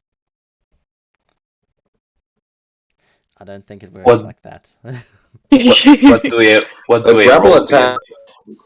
When you use your action to grapple, and your action is a multi-attack as well. No, you use attacks to grapple. I'm sure. I can grapple twice as with both my attacks. Yeah. If I have 2 free hands, I can easily do it. Hmm. Well, she managed to beat him on the second one in any event. Oh, good. So as he breaks out of the first, you guys both got a 19, broke apart. You re-rolled again. I rolled a 4. Yelena, you rolled a 12, sorry, and you managed to grab hold of one of his arms to restrain him. And Vargo, you get an action as well. I will try to put myself in the middle and don't let them pass. Okay. Lun,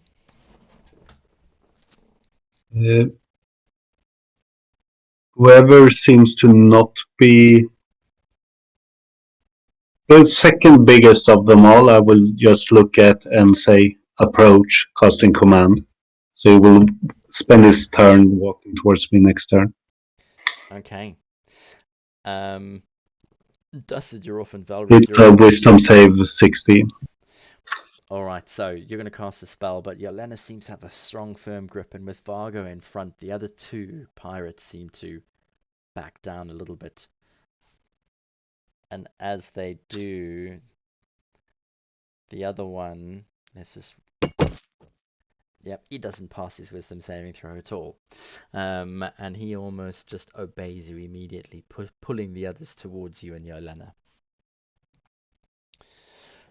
You gotta let us go. We don't want to be decapitated. Come on. We're not going to decapitate you. We have no reason to. You're lawless mercenaries, thieves and No, culprits. we are not lawless mercenaries. We are Look. only here because you have been causing trouble. What? We make an honest living. Your allies. You and your allies have been causing a lot of trouble for Jot. That is not true. All I've been I doing is think it swabbing might decks be. and helping crews sail across the oceans.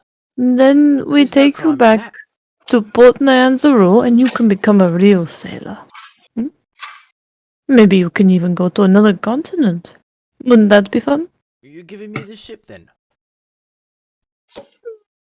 I'd say you should join a crew and learn from a real crew. One that does actually earn an honest living. Yeah, Captain. What do you think? Do you think that you could take these 3 fine men with you?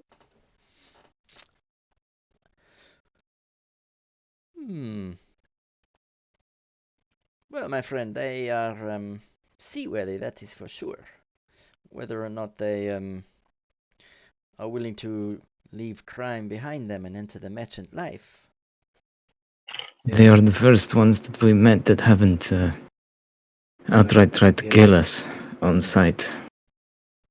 Well, I mean, if I was a pirate captain, I would always leave the weakest behind on the ship to man it while I went to infiltrate something else.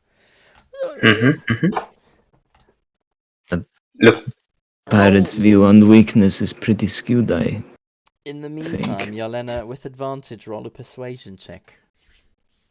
Oh. Good at this fish. I can do Double ones persuasion. again. Double Please, ones. no. Absolutely not. Nope. 12 and a 7 is a 19, okay. So, what's the pay like? And do we get proper meals? Because, you know, we used to just eating rotten food and anything we can get our hands on. Oh, well, my friend, if you come to Chandala, we will treat you like kings, you know? A sailor is worth his weight in gold. Easy, you'll be making 2 gold pieces a week for payment for me and my fleet. and in advance, For- and I will give 5 gold pieces to each of them. Here for your troubles, and please be good. We will share our rations for the way back if all you have is rotten meat on board. What you say, Jimmy? I guess it's better than being dragged along underneath a boat when you fall asleep on watch, innit? Well, yeah. 5 gold, you say? Each, and I give 5 gold to each of them. Just for now. They take the gold from your own pocket, yes? So scratch your 15 Yes. gold then. As you hand the coins over, you can see their eyes almost widening, and one of them puts it between his teeth and yanks it, and it's real. Okay. Of course it's real. Alright. You convinced us. We'll help you run your ship. Alright, Explosion I in the will trust. background. I will trust you then, and I will start untie them. So, now that you've completed your mission, you're coming with me to Rakamal, yeah? I suppose we do, my friend. And not so fast. Dustin, We're still missing a head. No, you're busy chopping the head off. Oh, okay, good. However, on climbing down, expecting to stand in the water when your foot sunk knee deep into the ocean, you had to row there with the boat on your own. So you've only just arrived.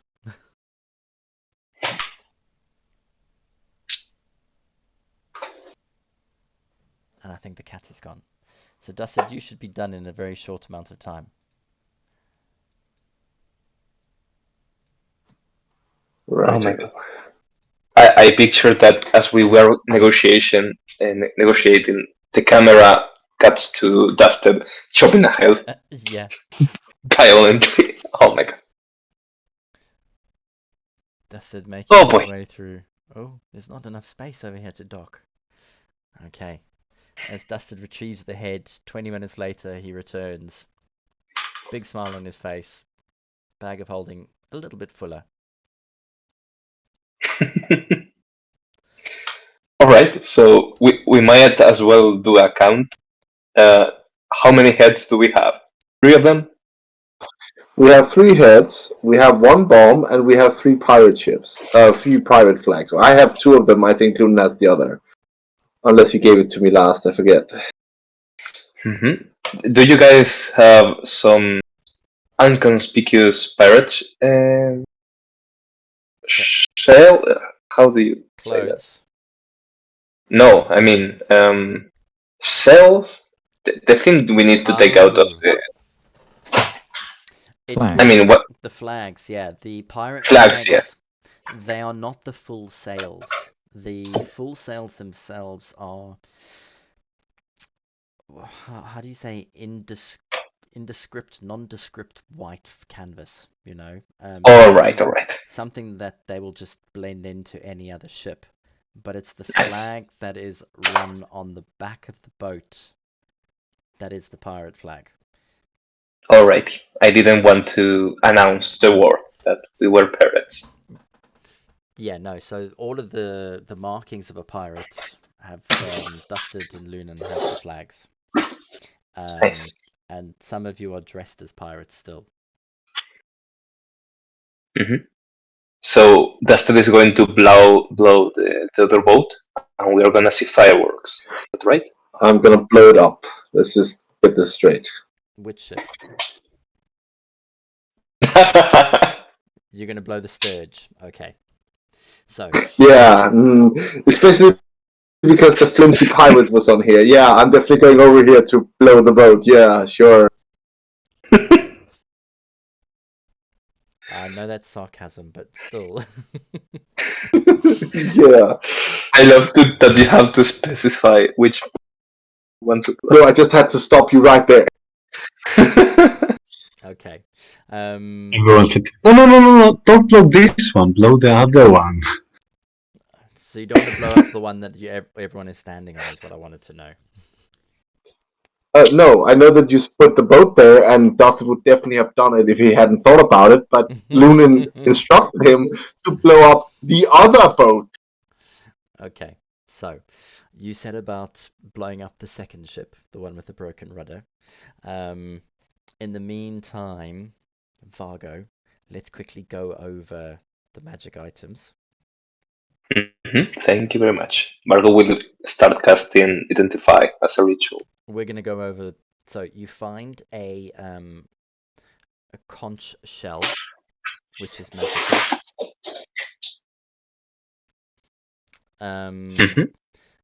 Off the Sea Witch, and she also had a pearl necklace. What's the first item you said? A shell, a conch shell. Are you writing those down, Lunan? You cast Detect Magic, you didn't cast Identify, so I'm telling you what you got. I'm not writing things. My hearing is too crap.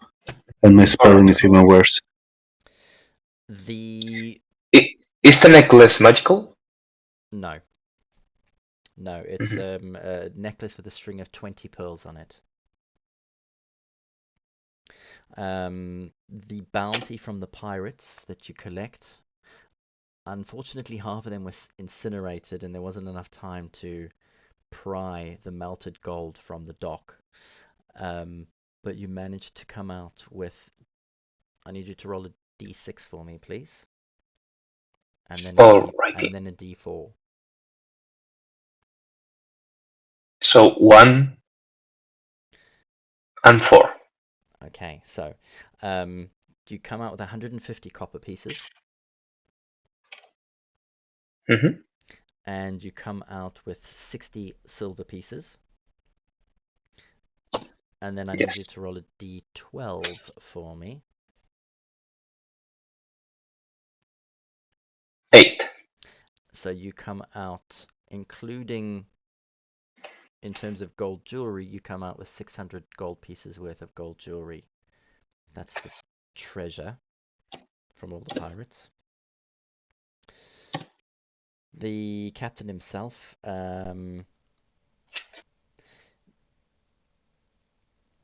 he's got a magical ring.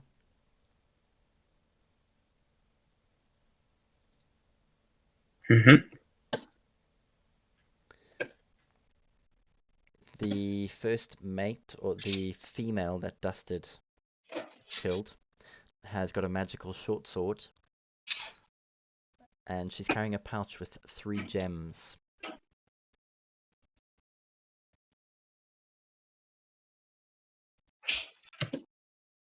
Any idea of the value of those gems?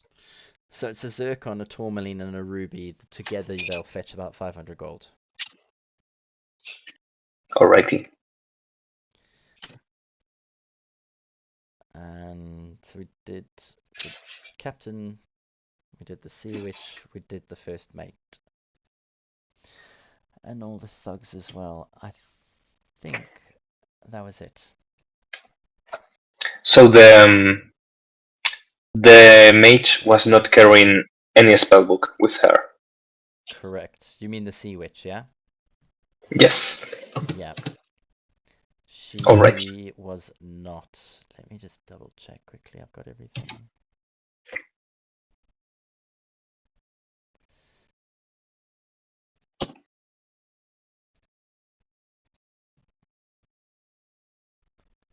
Okay. Yeah, because she drank her potion of invisibility, didn't she?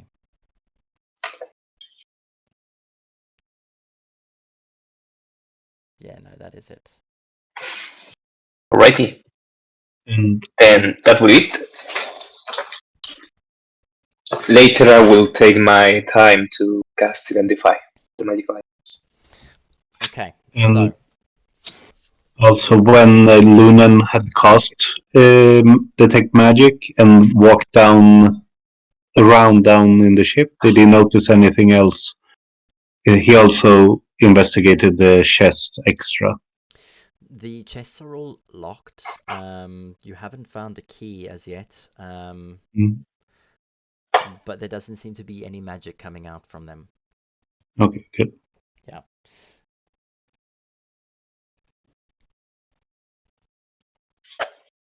Anything else? I want to see the ship blow up. Okay. As it's just after lunchtime, you've broken out some rations. You've got the 3 new sailors on deck. Captain Jamshid, who's sorting out the rigging and making sure that the ship is seaworthy, waiting for orders. You notice Dusted come running out from the aft cabin. Runs and jumps. Roll an acrobatics check for me, Dusted. Or athletics if you want. Oh, we'll do it elegantly this time. 17. 17. Okay. You light the fuse inside the hull of the ship, and you manage to hop, skip, and jump your way up the stairwell, and then almost somersault over the railing into the ocean below. And almost elated that you don't slam into a concrete wall as you dive into the water and make your way to the rowboat. Salty but clean. And as you get in, 2-3 rows, the rest of you watching Dusted trying to row on his own away from a ship. After 30 seconds, a huge explosion rocks the sunny afternoon as the center of the ship's deck splinters fly upwards. A plume of smoke flies out, and then flames lick up, and a loud crack breaks the center of the hull. And the ship slowly starts to fall in on itself as it starts to sink. Dusted, all you can hear is, while he's rowing, cackling of laughter as he makes his way closer to you guys. And that is where we'll end tonight's session. So many corpses, so many deaths. Good thing they didn't Yeah. swim there. Yeah. Oh my god. Mm-hmm. Yes, it really is a grave business. It is. How much did we make at the end? 3,000 to 4,000, lots of magical Oh, items. they would have. Plus, They would have made a killing. my god. I've completely forgot that you guys had leveled up to 6 when I planned all of this as well, so the amount of rounds you decimated my water elemental and everything else, I need to do better, don't I? You guys did really You can well. do it. You can do it, Stefan. We trust you. Yeah, Alright. you got this. I nearly got Frozen a Kraken for next session. Next time it will be 3 water elementals. No. No, I think I've given you something that might just keep you entertained for a while as well. But that's okay. Oh, another magical short sword that's cursed. Maybe. Jalena, you can have both. Jalena, would you like to hold this for a moment? I mean, it didn't curse upon picking it up, so that's a good sign. This is true. Oh yeah, that's true. Yeah, very true. Should be fine. So, But you might make your other short sword jealous if you use it. there you go. That's true. You get disadvantage straight away anyway, won't you? Yeah. This sword or no sword? Yeah. Before we all go, I mean, if you use it for. Sorry, Anders. I just wanted to find out the Yeah. November the 30th. We're obviously not playing next week. If we're getting together, is someone going to do a one-shot? I can go for it. If people want to. Yeah, I I'd don't be speak happy everyone. to. Because I- if you have a scenario ready. No, I don't have anything. I wish I could, but I haven't got time to come up with a one shot at the moment. Yeah, you and Yanis have got like uni and stuff, don't you? Well, I don't have uni. I've got my other campaign, and then we also raid 3 times a week, which Yeah. takes up my evenings. To be honest, he does it twice though at the moment. Once, isn't it? Twice? Depends. Depends. Okay. So it sounds like Anders is going to be the DM. Is it the evil one again?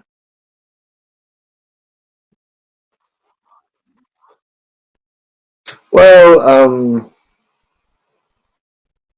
I think people can I don't know if it has to be the evil one, but I thought we would have a small one to steal Christmas.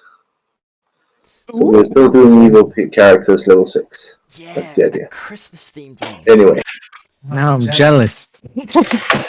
Wait, evil Christmas? You say? Everyone should be gnomes. Or elves. Yeah, goblins. yeah. Oh my god.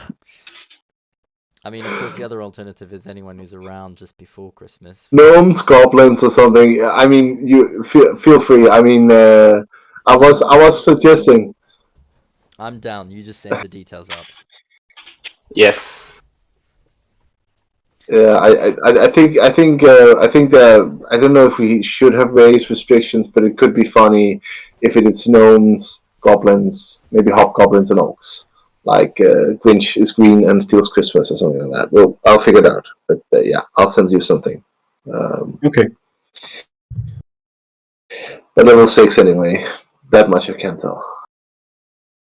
Yeah, better get that sorted out quickly before I change my mind, huh? Can't wait. Can I play what does Santa have? Deers?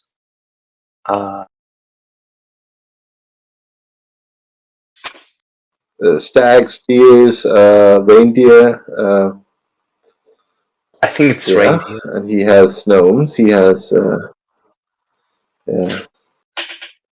Reindeer. gnomes are elves. But if it's evil Santa, could he have centaurs?